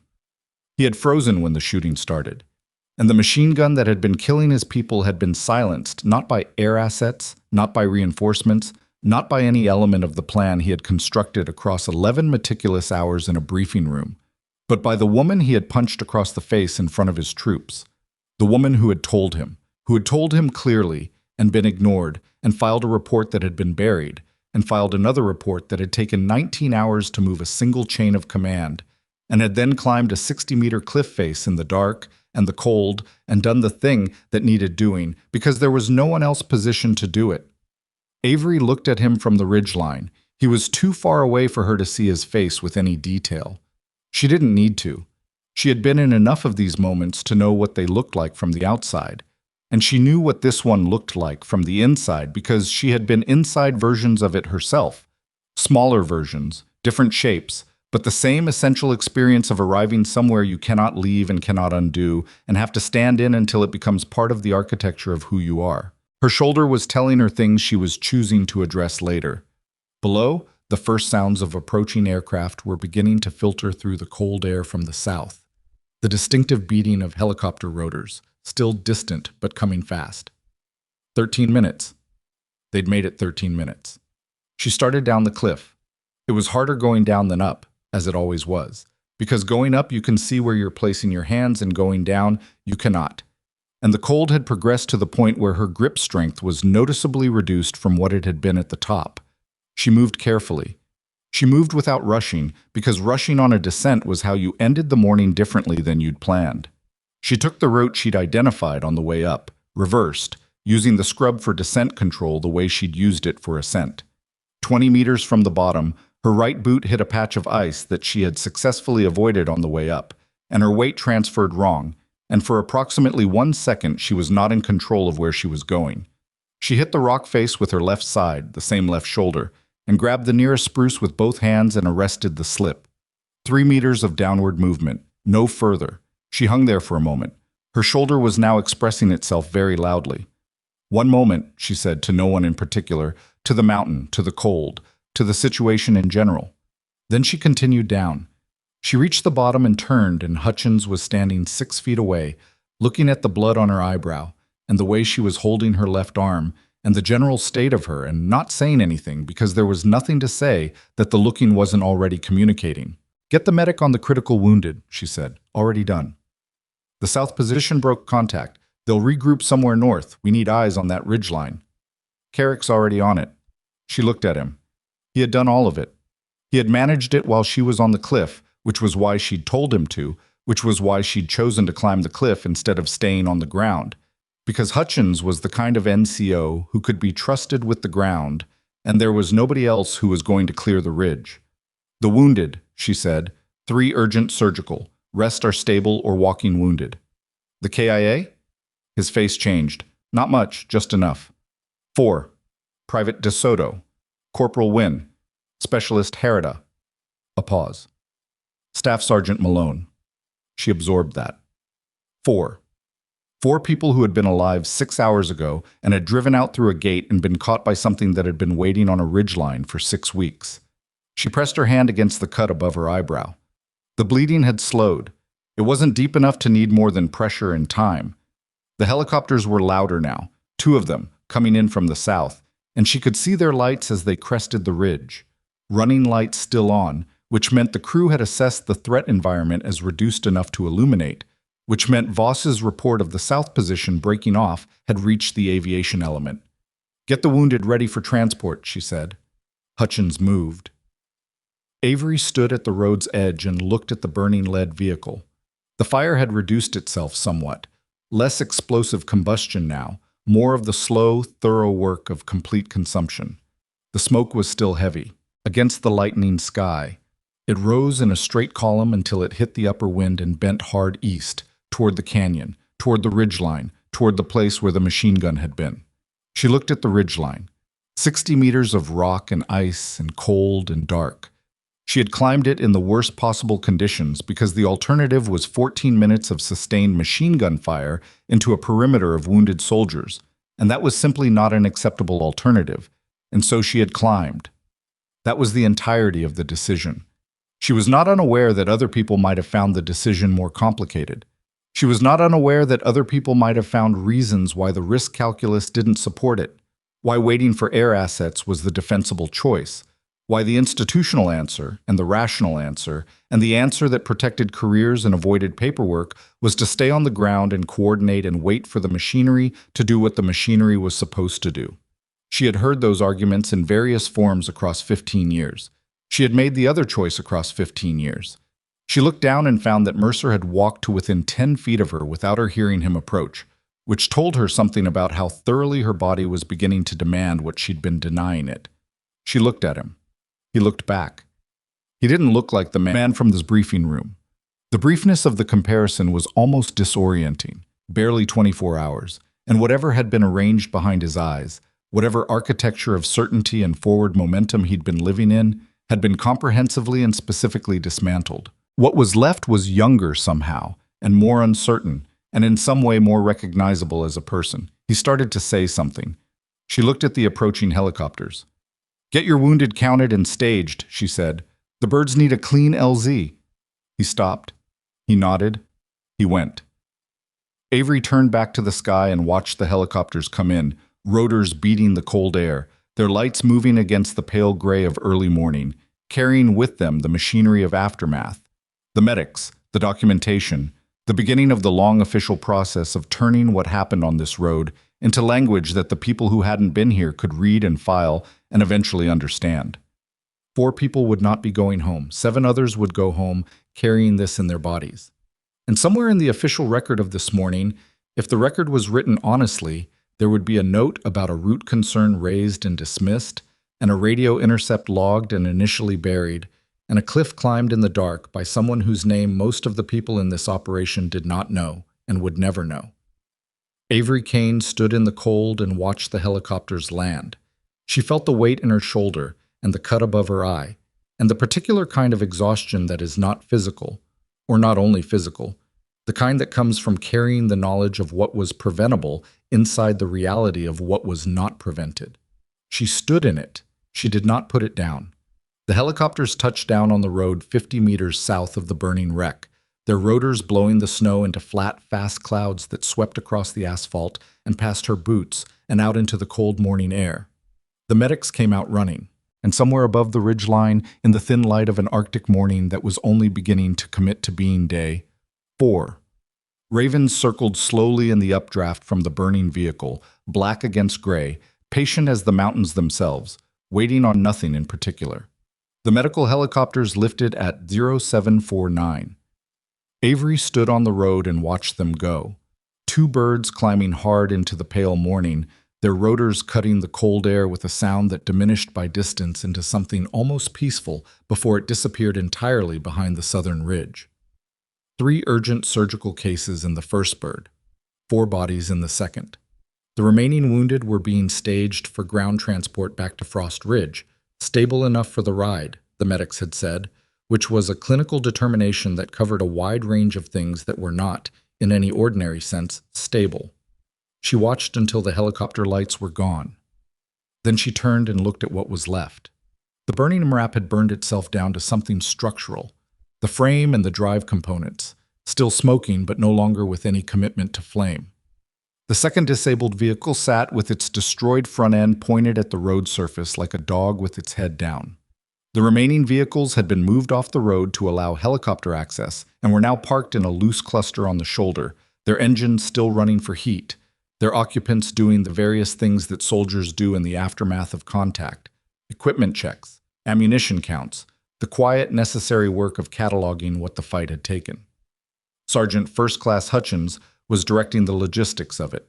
He moved between vehicles and soldiers with the particular competence of a senior NCO who has done this before and understands that the doing is the only thing that keeps people from going somewhere inside themselves that's hard to come back from. He didn't need direction. He needed space to do his job, and Avery gave it to him. She walked to the roadside and sat down on a concrete kilometer marker and looked at her hands. Her left shoulder was producing a dull, sustained complaint that was worse when she rotated the joint and tolerable when she kept it still, which suggested soft tissue rather than structural. Probable grade 2 strain, possibly a partial tear of something she didn't have the imaging equipment to identify more specifically. She had dislocated the shoulder once before, 6 years ago, on a rock face in a different country and a different climate during a situation that was classified in a different file, and she knew what that felt like. And this was not that, which was the relevant baseline. The cut above her eyebrow had stopped bleeding. She hadn't looked at it. Voss appeared beside her and handed her a bottle of water that was cold enough to have small ice crystals forming at the edges. She drank half of it. Carrick tracked the south element to the northern tree line, Voss said. 4 individuals moving on foot. He's got their last grid, passed it to TOC. Air assets are repositioning. They'll be gone, she said. They had exfil planned. They were always going to break contact when the north position went down. Probably. Did anyone get a count on the north position? 3. She nodded. Voss sat down on the road beside the kilometer marker. He looked at her shoulder and at the cut on her eyebrow with the assessment of a man who was making a medical evaluation and keeping his conclusions to himself because she hadn't asked for them. You need the medic, he said, when we get back. Your shoulder? When we get back, Voss? He was quiet. A raven landed on the roof of one of the intact MRAPs and looked at the scene with the frank, unhurried curiosity of a creature that understands carrion and is willing to wait. One of the soldiers near the vehicle waved at it. It didn't move. 4, Voss said. Yeah.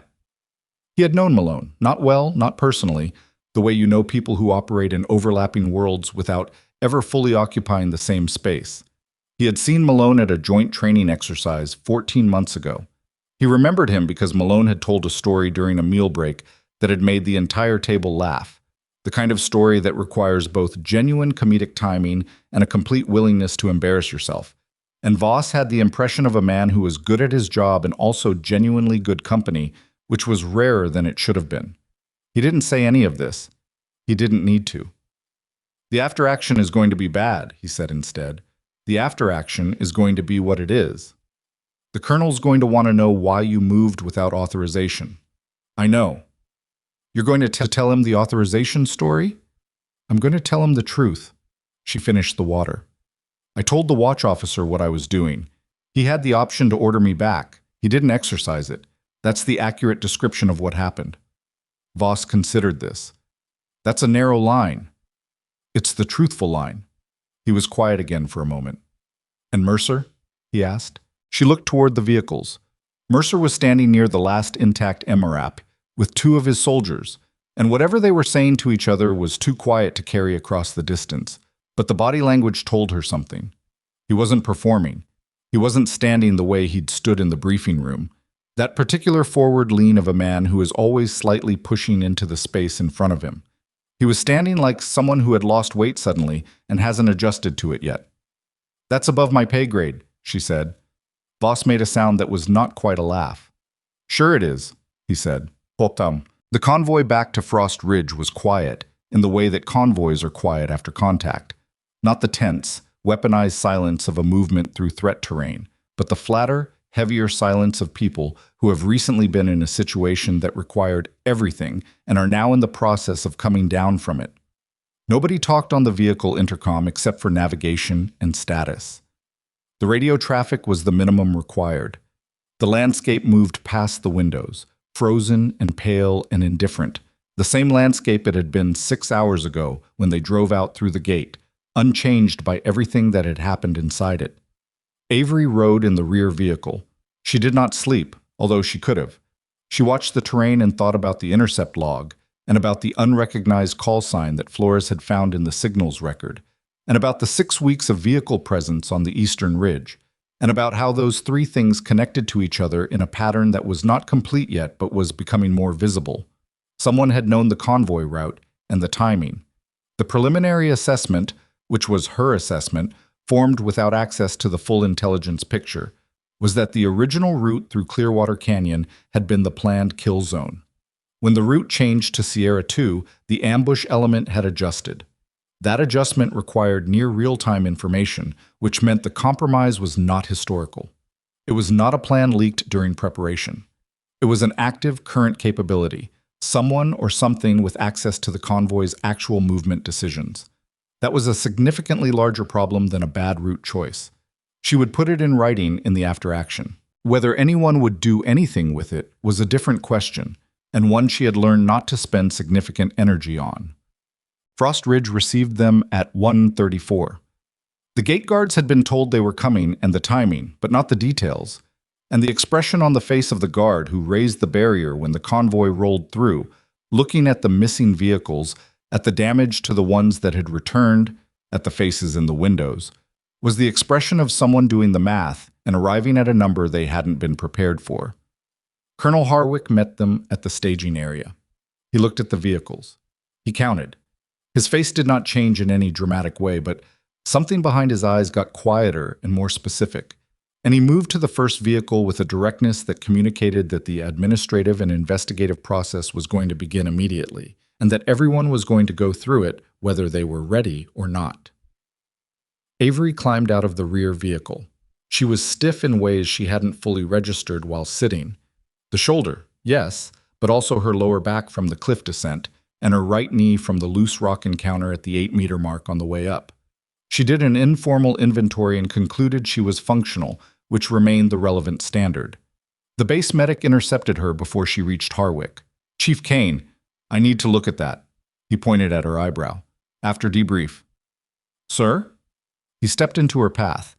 He was 26 years old and had the stubborn competence of a medical professional who has learned that operators will prioritize everything except their own injuries, and that if you want to provide care, you have to physically occupy the space between them and whatever they think is more important. After debrief, people disappear into meetings for 6 hours. I need to look at it now. 2 minutes. She looked at him. 2 minutes, she said. It took 4. The cut needed 3 sutures, which she hadn't expected, and the medic did it quickly and without commentary on the location or the mechanism, which she appreciated. When he moved to assess the shoulder, she told him it was soft tissue, likely a grade 2, and she needed it immobilized for the debrief, and he could do a full assessment afterward. He taped it without argument and gave her a look that communicated the full assessment was not negotiable as a concept, just as a timeline. "Thank you," she said, and meant it, and went to find Harwick. The formal debrief convened at 11:55 in the main operations room. It was crowded. Harwick sat at the head of the table. To his right, Major Vance, who had the look of a person who has had a very bad morning and is in the process of determining how much of the badness is attributable to decisions she made. Flores was there. Bradwell.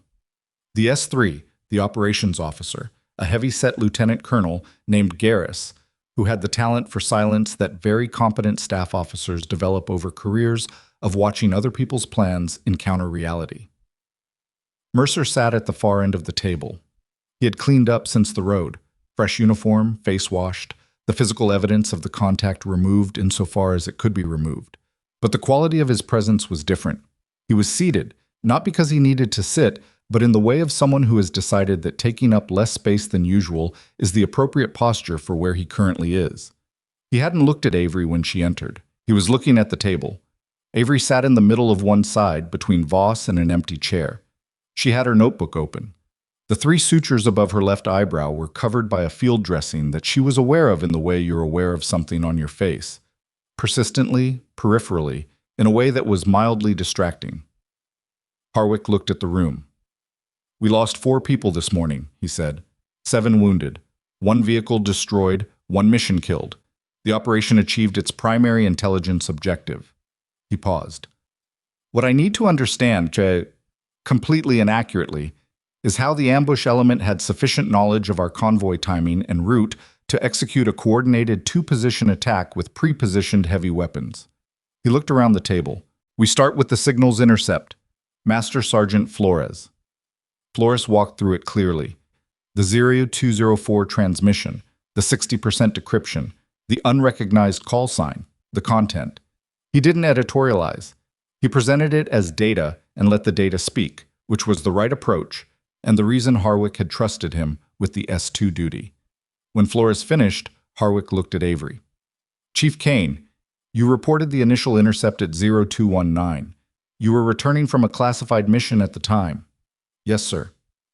"Walk me through what you heard and the sequence of events after." She walked him through it. The bleed, the notation, the report to Bradwell, the request to Flores, the 40-minute wait for the log pull. The results.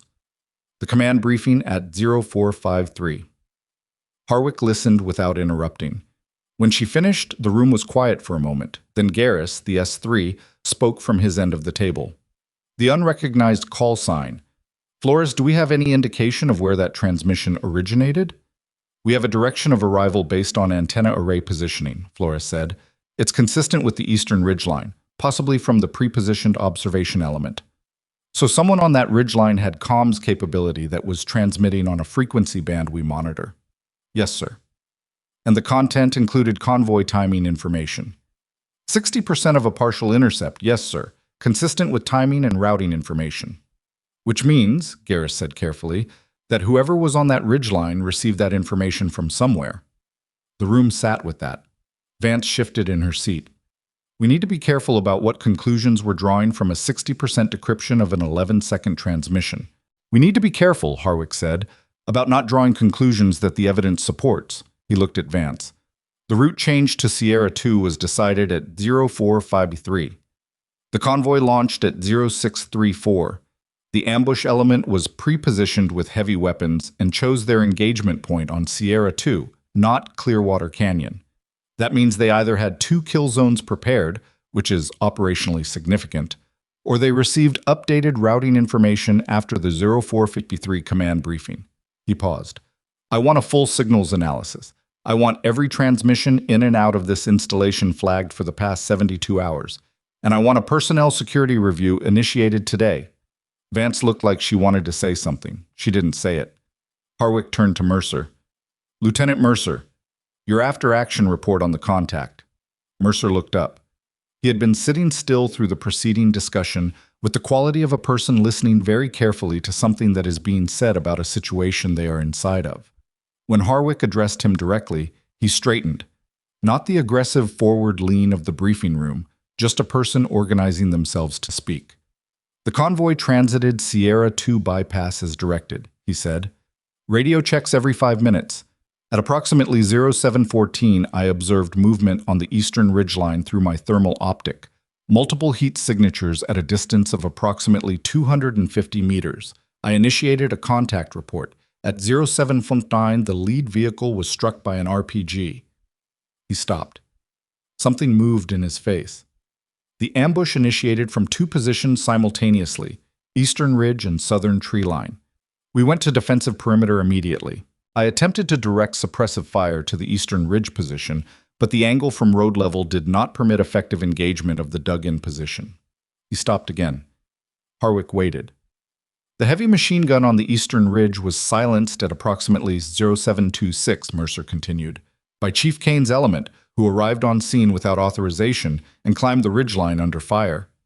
He paused one more time, and what he said next he said looking at the table, not at Harwick, not at Avery, not at anyone, looking at the table and saying it plainly, without softening, in the voice of a man who has decided that the only thing left that is within his control is accuracy. "During the initial engagement, I experienced a period of significant operational incapacitation. I was not effectively commanding my element during that window. Sergeant First Class Hutchins assumed effective leadership of the defensive perimeter. Chief Kane's element arrived and cleared the ridgeline position. He looked up. Those are the accurate facts. The room was quiet. Harwick looked at him for a long moment. How long was that window? He asked. Not accusatory, direct. I don't know exact. 4 minutes. Maybe 5. What broke you out of it? Mercer looked at something across the room. The gun stopped, he said. The ridge gun stopped, and I looked up and I saw... He stopped. I heard Chief Kane's voice on the radio. Harwick nodded once. He looked at his notes. He looked at Avery. Chief Kane, you moved without authorization. Walk me through your decision. I informed the watch officer of my intent and my element composition before departing the gate, she said. I told him to log the time in my call sign. I did not receive an order to stand down. You did not receive authorization to go? No, sir. But you went? Yes, sir. Harwick looked at her steadily. Explain the reasoning. She looked back at him. Air assets were 14 minutes out. The ridge gun was taking the perimeter apart. The terrain geometry made ground-level suppression ineffective. I assessed that the ridge position could be approached from the cliff face. I had observed the face on the drive out and assessed it as climbable. She paused. 14 minutes was longer than the perimeter could sustain without something changing. The only thing I could change was the ridge gun. So you climbed a 60-meter cliff face in the dark with a compromised left shoulder. The shoulder happened on the way up, she said. A brief silence. To neutralize a crew-served weapon that was killing American soldiers, Harwick finished. Yes, sir. Harwick looked at her for another moment. Then he looked at his notes. Then he looked at the room in general. The unauthorized movement goes in the record, he said. The outcome also goes in the record. He set his pen down. I'm not going to pretend those two things cancel each other out. They don't. Rules of engagement and authorization chains exist for reasons that don't stop existing because the outcome was positive.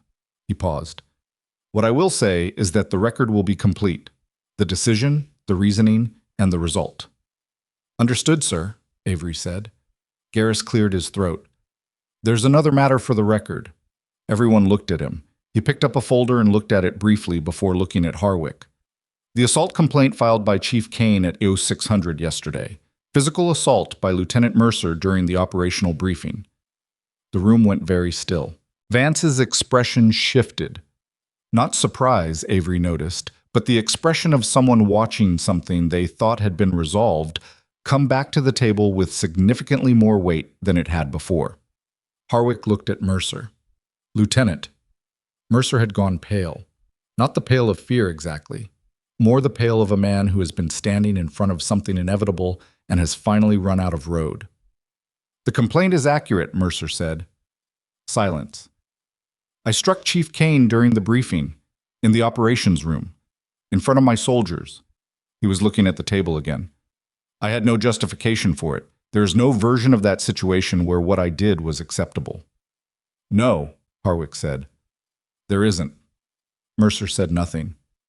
Major Vance, Harwick said without looking at her. The complaint was marked as under review and filed without action pending operational requirements. Vance straightened.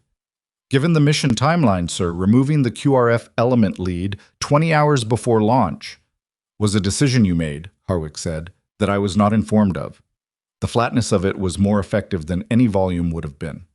The complaint described physical assault of a service member during a military briefing. That is not a matter that is held pending operational convenience.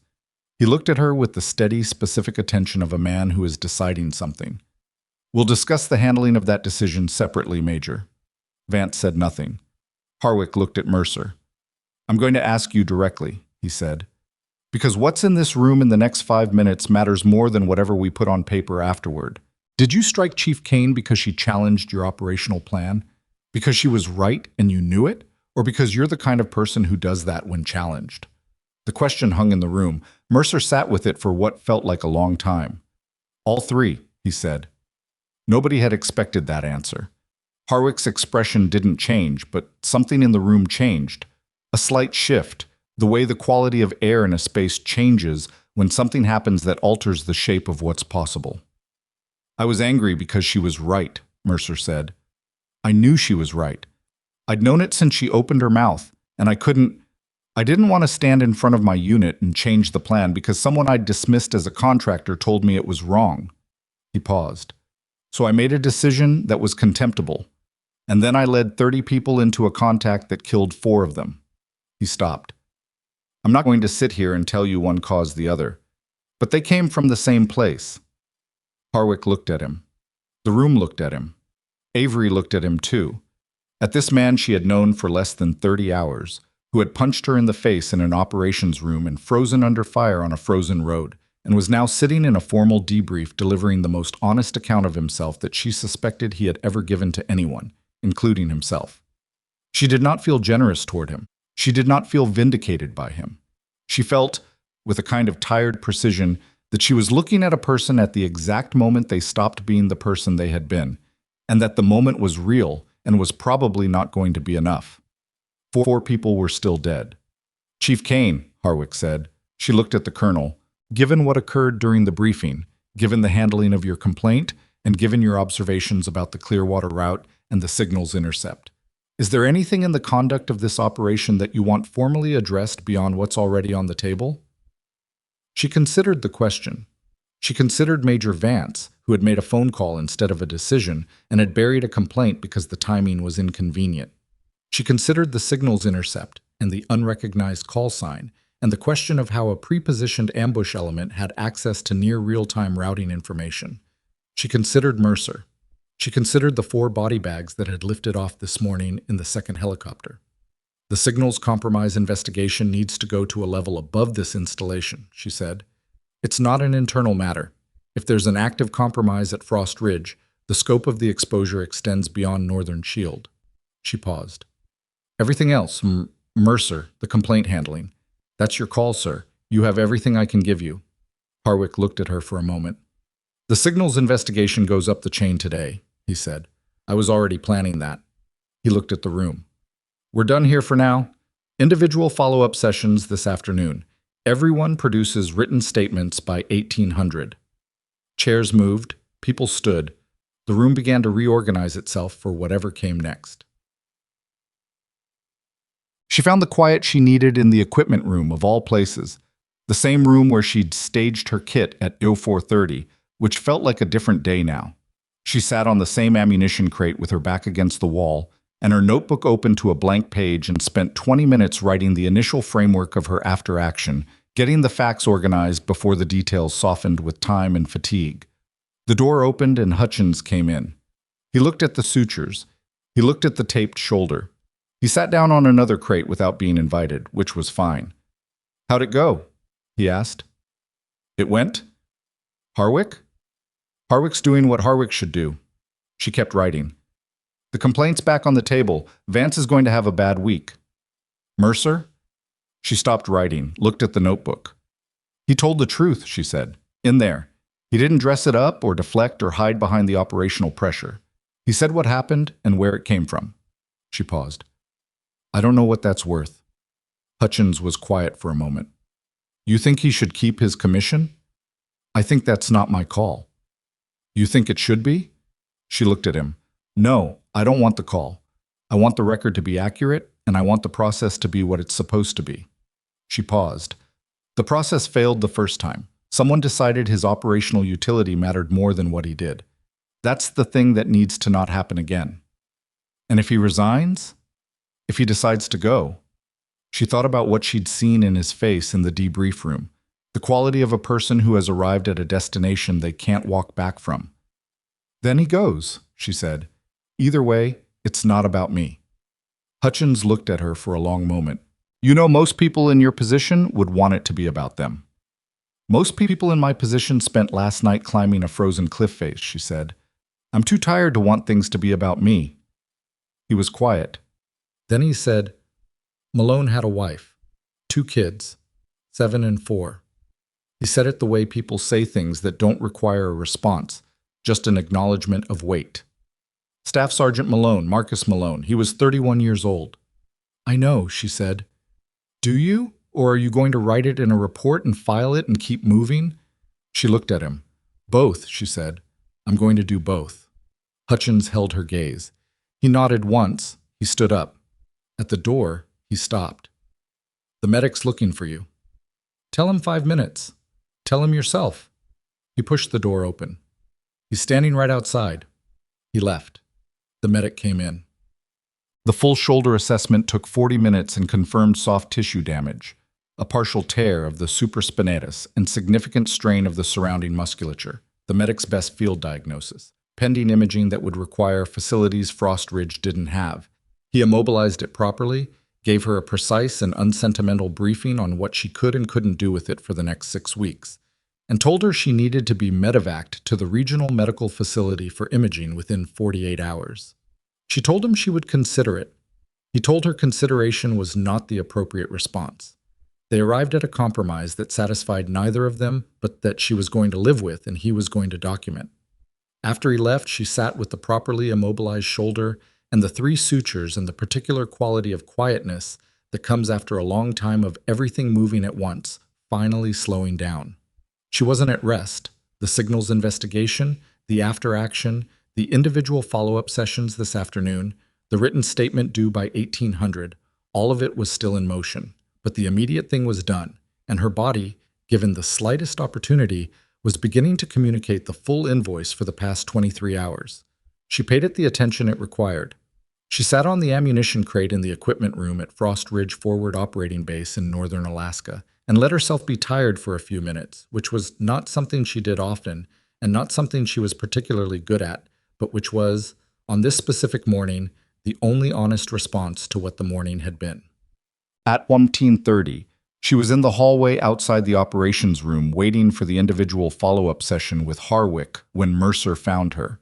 He came from the direction of the administrative offices, the section of the base that housed the personnel and command functions, and he was carrying a manila envelope that he held in both hands in front of him like it had weight beyond its obvious physical weight. He was in a clean uniform, and his face was arranged in the expression of a person who has made a decision and is in the process of finishing the act of making it. He stopped in front of her. She looked at him. He didn't say anything immediately. He looked at the sutures and the taped shoulder, the way people look at evidence of things they caused, not with the clean straightforwardness of guilt, but with the more complicated expression of someone who is still working out where their responsibility ends and the universe's begins. Resignation, she said. She indicated the envelope. He looked at it. Submitted an hour ago. Harwick accepted it? Not yet. He's reviewing it. He paused. He told me to think about it overnight. He said, Mercer stopped. Reorganized. He said a court-martial might be worse for everyone, including you, and that resignation with an accurate record was the honest path. He's probably right. Probably. He stood with the envelope. He looked at the wall beside her head instead of at her face, which she understood. It was not cowardice. It was the appropriate management of a situation where looking directly at something is more than the moment can support. I'm not going to tell you I understand what you did out there. On the cliff. He paused. I don't understand it the way someone who does what you do understands it, but I know what it cost, and I know what it saved. She said nothing. I'm sorry, he said, for the briefing room. I know that's insufficient. It is, she said. Yeah. He looked at the envelope. I know. The door to the operations room opened and Harwick's aide appeared. Chief Kane, Colonel's ready. She looked at Mercer one more time. He looked back at her. There was nothing more to say that wouldn't be performance, and neither of them were inclined toward performance. She turned and walked into the operations room, and the door closed behind her. Mercer stood in the hallway alone, holding his envelope, in the quiet of a building that was going to continue existing without him in it, which was a kind of ending he had not been able to imagine 24 hours ago and could not now imagine escaping. He stood in it. Then he walked down the hall toward whatever came next. Harwick's individual session with Avery lasted 51 minutes. Most of it was operational, the signals intercept in detail, her assessment of the compromise scope, her recommendations for the investigation chain. He listened with the thoroughness of a man who understood that what she was telling him had implications that extended well past the morning and well past Frost Ridge, and that getting it right from the beginning mattered in ways that would not be visible for months. At the end of it, he put down his pen. "Your command is going to pull you out of here," he said. "Probably tomorrow. Your mission's complete. Your cover is effectively blown given the number of people at this installation who saw you on that ridgeline, and you need medical attention that we can't provide." "I know, sir." "Before you go." He looked at her, not with the formal attention of a colonel managing an operational debrief, but with something more direct. "Off the record, is there anything about how this installation handled the concerns you raised, the route, the complaint, that you think I need to hear from you directly rather than from a paper record?" She considered. "The paper record is accurate," she said. "I didn't soften it." "I know you didn't." He paused. "What I'm asking is whether there's something human in it that doesn't translate to paper." She was quiet for a moment. "There's always something that doesn't translate to paper," she said. The 11 hours Mercer spent on that brief. He believed in it. He believed in it so completely that a legitimate warning felt like an attack on something he'd built. That's not in the paper record. The fact that Vance made a phone call instead of a decision because she was trying to manage a timeline, that's in the record as an omission, but the pressure she was under isn't. She paused. "None of that changes what happened, but it's there." Harwick looked at her.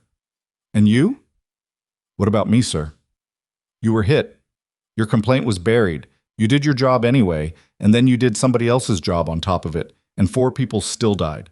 He held her gaze. "That's also not in any paper record." She looked back at him steadily.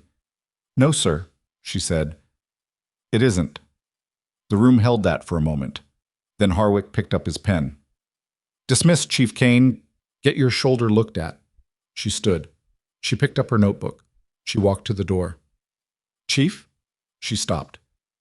"The record will be accurate," he said. "I give you my word on that." She looked at him over her shoulder. "Thank you, sir," she said, and walked out. The hallway outside Harwick's operations room was empty when she stepped into it. She stood for a moment with her notebook against her chest, and her good hand pressed flat against the cover, and breathed in through her nose and out through her mouth, the way she'd been breathing on the cliff face. Controlled, deliberate, keeping herself inside the moment, rather than letting the moment expand into something unmanageable. The overhead lights in the hallway were fluorescent, and one of them was flickering at a frequency just below the threshold of annoyance, which put it precisely at the threshold of annoyance. Someone had taped a handwritten maintenance request to the fixture 6 weeks ago, judging by the yellowing of the tape. Nobody had come. She started walking. The written statement was due at 1800. It was currently 1527.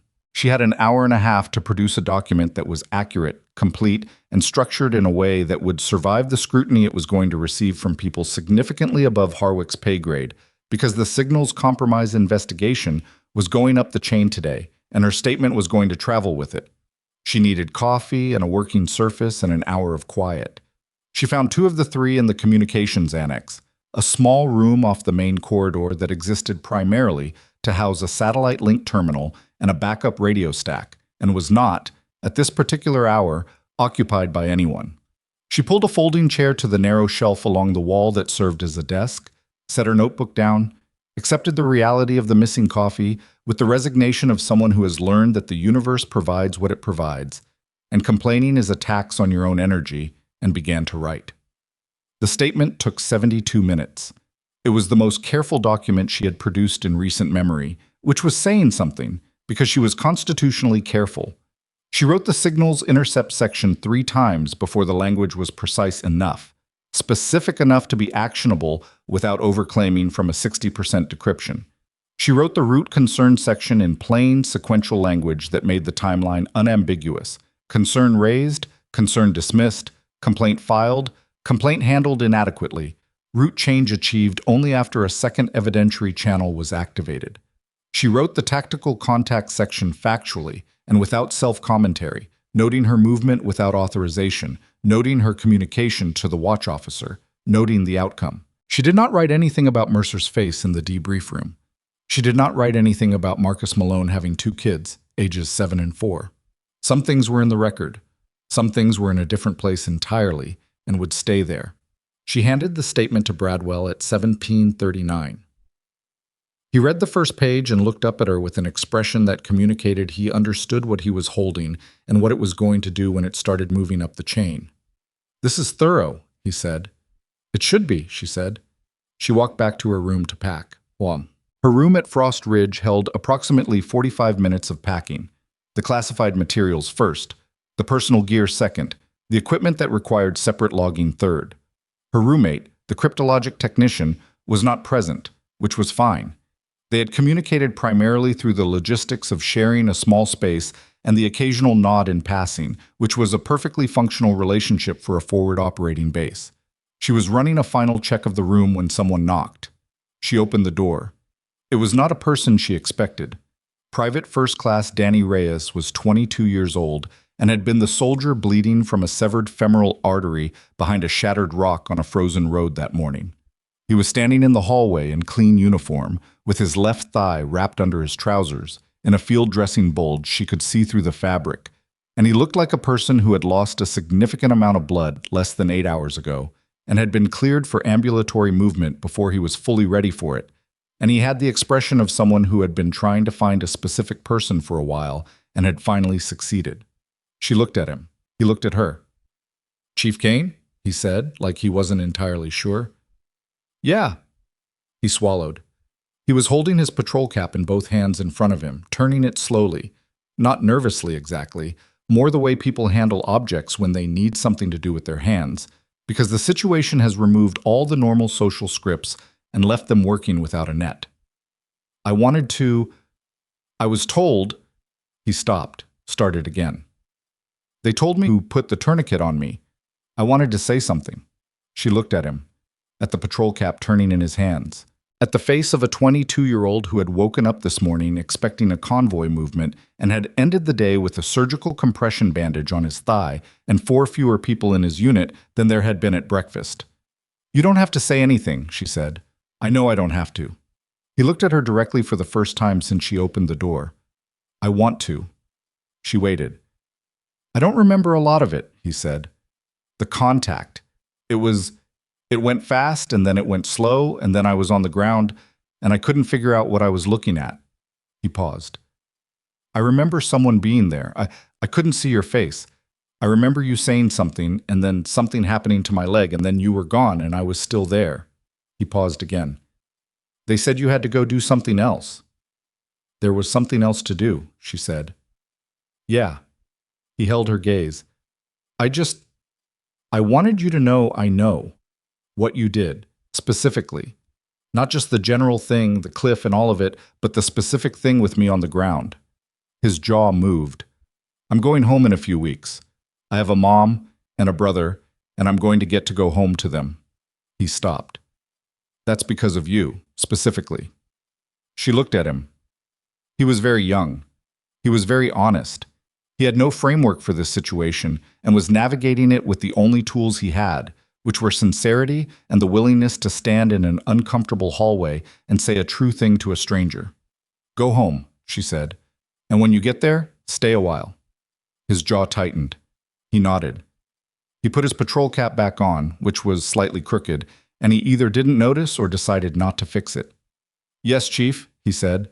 He turned and walked down the hallway, favoring his left leg in a way that he was clearly trying not to favor it too obviously, and she watched him go until he turned the corner. Then she closed the door and stood in the middle of her room with her packed gear on the bed and the overhead light buzzing faintly, and the particular kind of quiet that follows a thing that has moved through you and left a different shape on the way out. She stood in it for a moment. Then she finished her packing. The extraction aircraft was scheduled for 0600 the next morning. Harwick had arranged transport to the regional medical facility first, then onward to wherever her command decided she went next, which was above Harwick's knowledge and above Avery's current need to know. She had one more thing to do before she slept.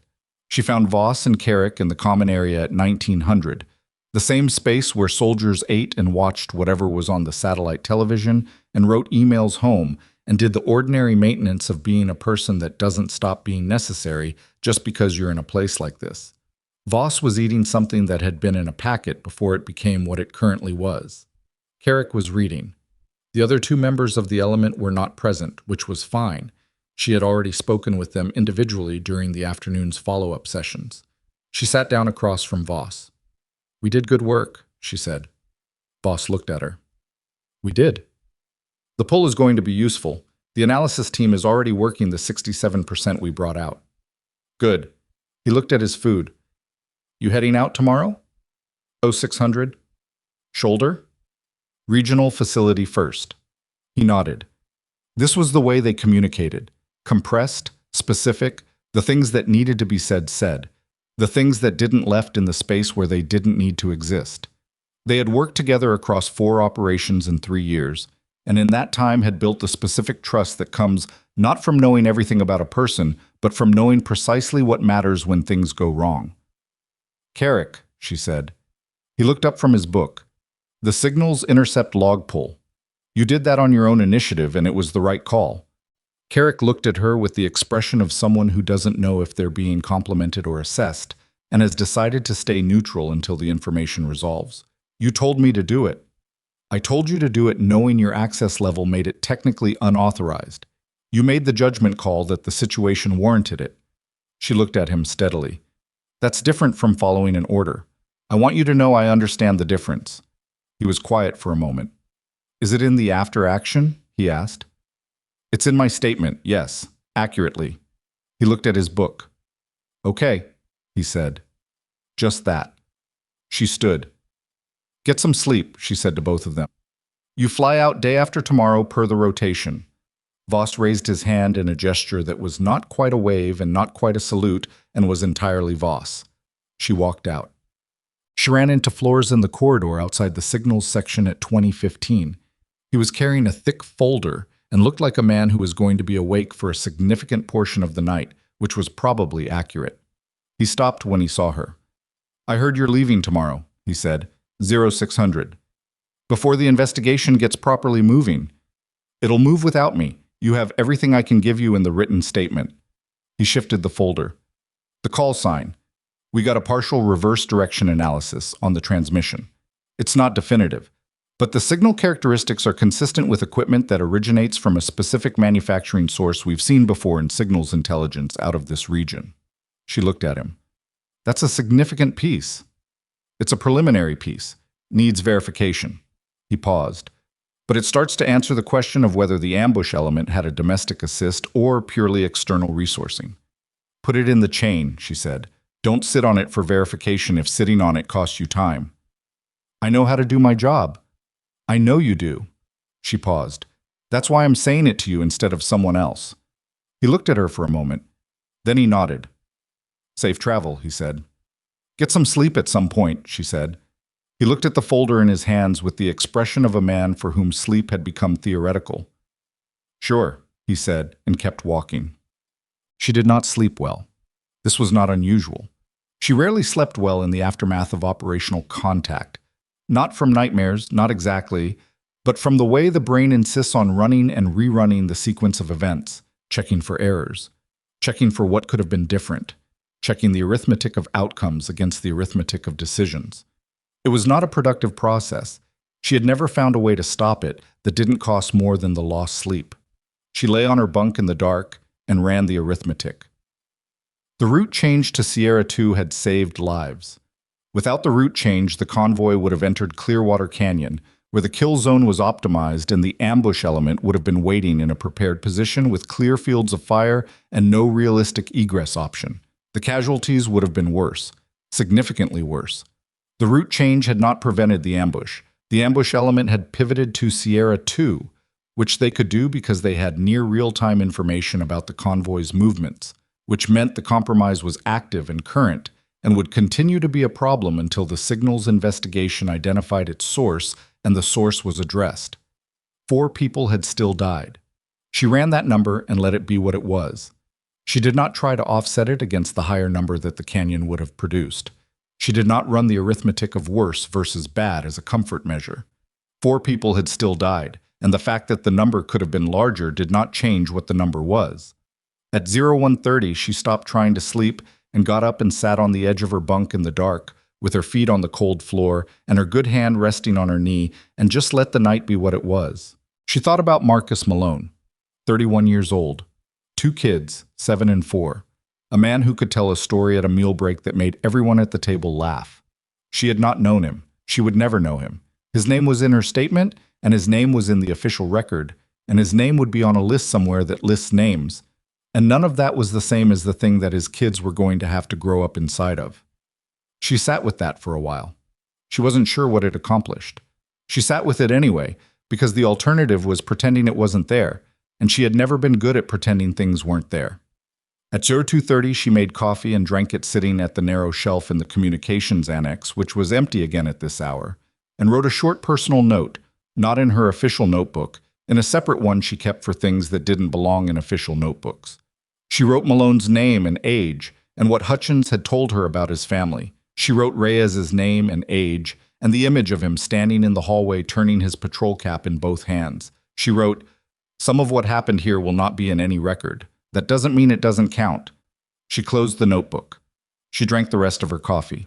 She went back to her bunk and slept for 3 hours. The airfield at Frost Ridge was quiet at 0545. The sky was still fully dark. The Arctic at this latitude in this season didn't produce light until well into the morning. But the temperature had risen slightly overnight, which brought the cold from punishing to merely severe, and there was no wind for the first time in what felt like days. The tarmac was clear, the aircraft was already on the pad running pre-flight, and Avery stood beside the vehicle that had brought her from billeting with her gear staged at her feet and her breath visible in the still air. She had said her goodbyes already. Voss and Carrick in the common area at 0515, brief and functional. Flores via a note left at the signals section since he had apparently worked through the night as projected. Bradwell via a handshake in the corridor. Hutchins found her at 0548.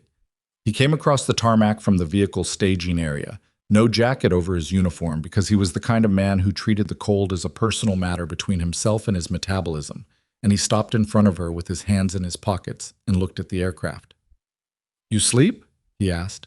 "Some." "Shoulder?" "Still there." He looked at her. "You know they're going to write this up as a successful operation," he said. "Northern Shield, the intelligence collection, the asset recovery. They're going to put that in the summary, and the ambush is going to be a paragraph." "I know." "Does that bother you?" She considered the question honestly. "Not the way it used to." He looked at her for a moment. "What changed?" "I stopped expecting the summary to be the story," she said. "The summary is what the people who weren't there put together for the people who are never going to be there. It doesn't have to carry everything. It just has to carry enough to make the next decision better than this one." She paused. "Whether it does that is on them." Hutchins was quiet. "Mercer's resignation was accepted this morning," he said. "Harwick signed it at 0500. She absorbed that. "And Vance?" "Formal reprimand. Administrative record. She keeps her position pending review." He paused. "Which is probably not the outcome you wanted." "The outcome I wanted was for a complaint about physical assault not to be filed away because the timing was inconvenient," she said. "The rest of it, Vance's career, Mercer's career, those were always going to be determined by people above my level." She looked at the aircraft. "The reprimand goes in her file. The file travels with her. The next person who sees it is going to see it." "That's a long game." "Most of the real games are long." Hutchins looked at the aircraft too. The pre-flight was almost complete. She could see the crew chief doing his final walk-around, flashlight moving methodically along the airframe. "You know what I keep thinking about?" Hutchins said. "What?" "The briefing room, yesterday morning." He paused. "You knew. Before the brief was even halfway through, you knew that Canyon was wrong. And you said so, and you got punched in the face for it, and you filed a report, and it went nowhere, and you went and did your mission, and then when it went wrong, you climbed a cliff in the dark with a busted shoulder and took out a machine gun nest." He shook his head. "I've been in this army for 17 years. I have never seen anything like that." She looked at him. "You've seen people do hard things under fire," she said. "Not like that. Not that specific combination of knowing you were right, being told you were wrong, being punished for being right, and then going back in anyway." He paused. "Most people, even good people, that sequence breaks something. It makes them, I don't know, smaller or louder. Either they stop saying the hard thing, or they say it so loud it becomes about them instead of the thing." She was quiet. I don't know how you did it, he said. She thought about how to answer that. She looked at the mountains, at the dark shapes of them against the slightly darker sky, at the ridgeline she had climbed in the night, at the terrain that had held its shape through all of it, unchanged, patient, indifferent. I don't think I did anything that required particular courage, she said. I think I couldn't put it down. The problem. Once I saw that the canyon was wrong, once I saw what was going to happen, I couldn't pretend I didn't see it, so I didn't. She paused. That's not courage. That's just, I don't know. It's just how I'm built. Some people would call that the same thing. Some people haven't met the people I've met. He looked at her. He held out his hand. She shook it, her right hand, because the left was still taped and not available for handshakes or anything else for the foreseeable future. You ever come back through this way? He said. Look me up. I will. He nodded. He turned and walked back across the tarmac toward the vehicle staging area, his hands back in his pockets, his breath not visible in the still air, because the cold had not yet made it to the point where his metabolism couldn't compensate. She watched him go. Then she picked up her gear. She was almost to the aircraft when she heard footsteps behind her. She turned. Mercer was crossing the tarmac. He was in civilian clothes. Dark jacket, plain trousers, a bag over one shoulder. He was leaving on a different aircraft. She knew that from the logistics board, a separate transport to Joint Base Elmendorf-Richardson, where the administrative processing of his resignation would be completed. He was not supposed to be on this side of the airfield at this hour. He stopped 6 feet away. He looked at her. She waited. I'm not going to ask you to forgive me, he said. Good. I'm not going to... I don't have a speech prepared. I spent most of last night trying to figure out what to say and I couldn't get there. He paused. I've been trying to figure out if there's a version of this where I'm the person who made a mistake and learned from it, and that's what the story is. He paused longer. There isn't. 4 people are dead. Partially because of a decision I made and then refused to let go of because I didn't want to be wrong. His jaw tightened. I can't make that into a story about my growth. She looked at him. No, she said. You can't. He held her gaze. It cost him something to hold it. She could see that it cost him. What you did out there, he said. On the ridge. You didn't do that for me. No. You did it for them. Yes. He nodded. He looked at the ground for a moment. The private you pulled off the road. Reyes. He found me last night. He wanted to talk. He stopped. I didn't have anything to say to him. I still don't. I don't have the right to... I can't stand in front of that kid and be the person who looks him in the eye about what happened. Not yet, she said. He looked up. Maybe not ever, she continued. Depending on what you do with the next 20 years, but not yet doesn't mean not ever. She paused. What you said in the debrief room, the truth of it, all of it, without deflection, that mattered. Not to me specifically, but it mattered. It doesn't bring anyone back. No, it doesn't. She looked at him steadily. Nothing brings anyone back.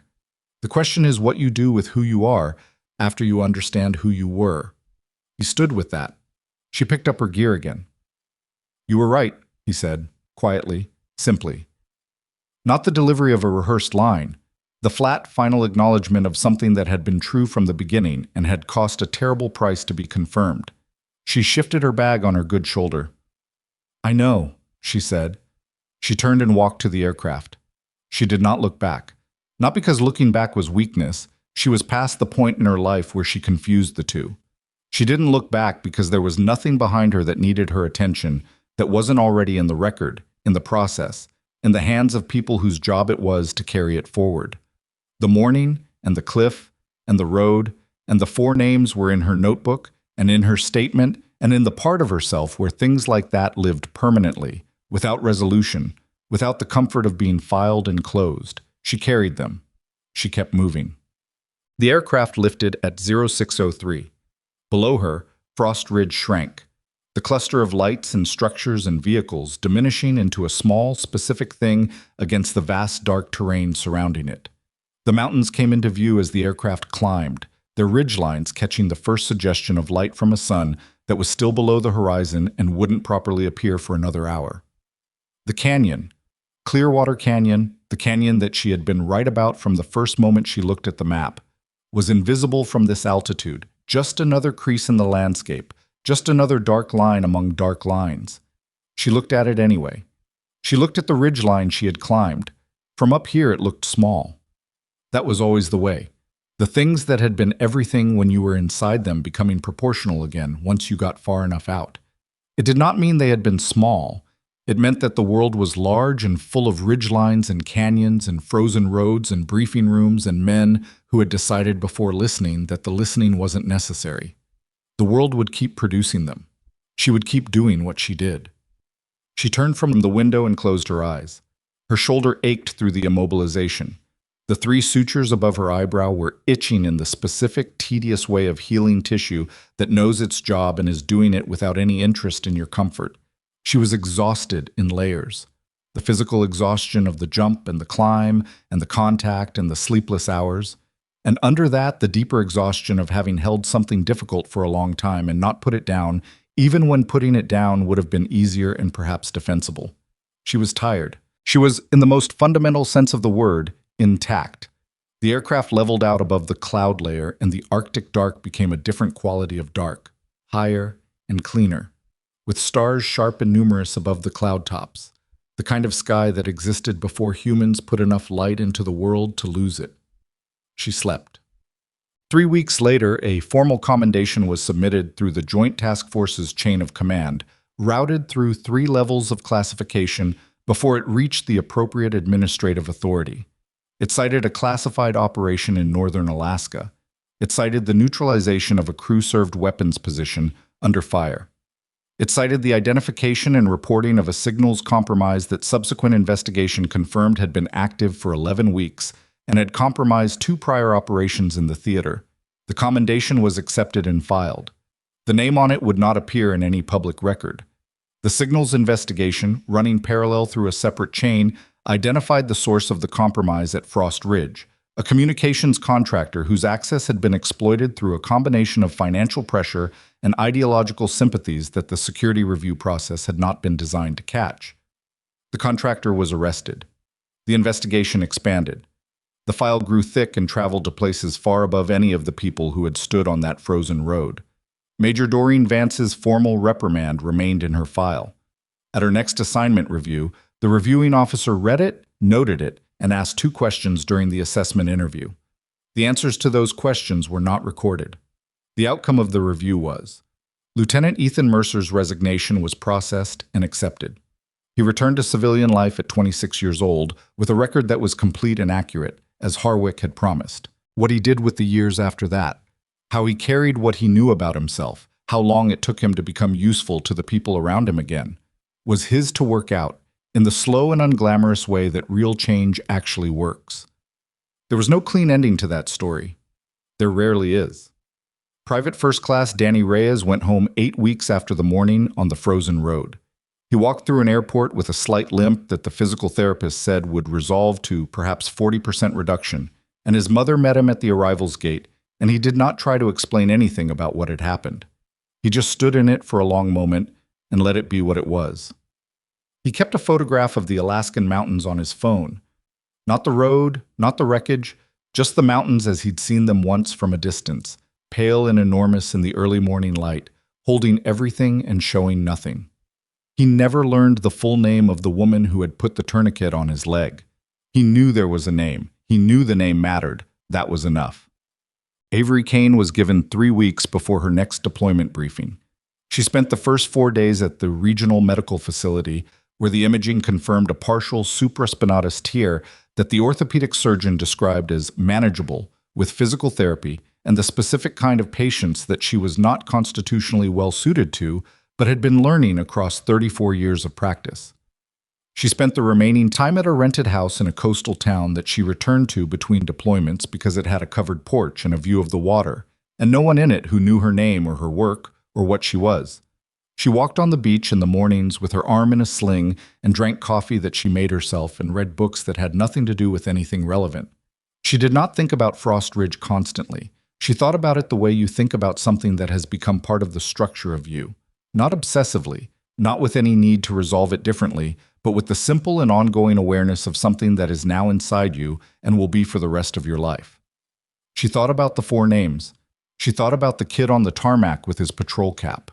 She thought occasionally about Mercer standing in the hallway holding his resignation envelope in both hands, and about the truth he'd told in a room full of people who hadn't expected to hear it, and about the distance between that truth and the 4 people it hadn't saved, and how a person lives inside that distance.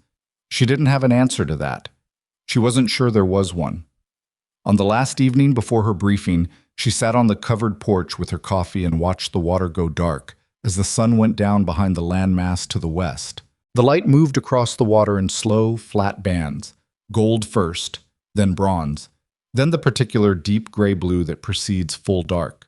A bird she didn't know the name of was working the shoreline 50 meters away, finding things in the wet sand with methodical patience, moving with the tide. She sat and watched it until the light was gone. Then she went inside and made dinner and read for an hour and slept, and in the morning she drove to the briefing. She carried everything with her. She always did. Some people go through their entire lives chasing recognition, demanding credit, making sure the room knows what they've done and what they're worth. And some people, the ones who actually hold the line when it matters, never ask for any of it. They see what needs doing. They do it. They move on. The world keeps running on the ones who don't need the world to know their name.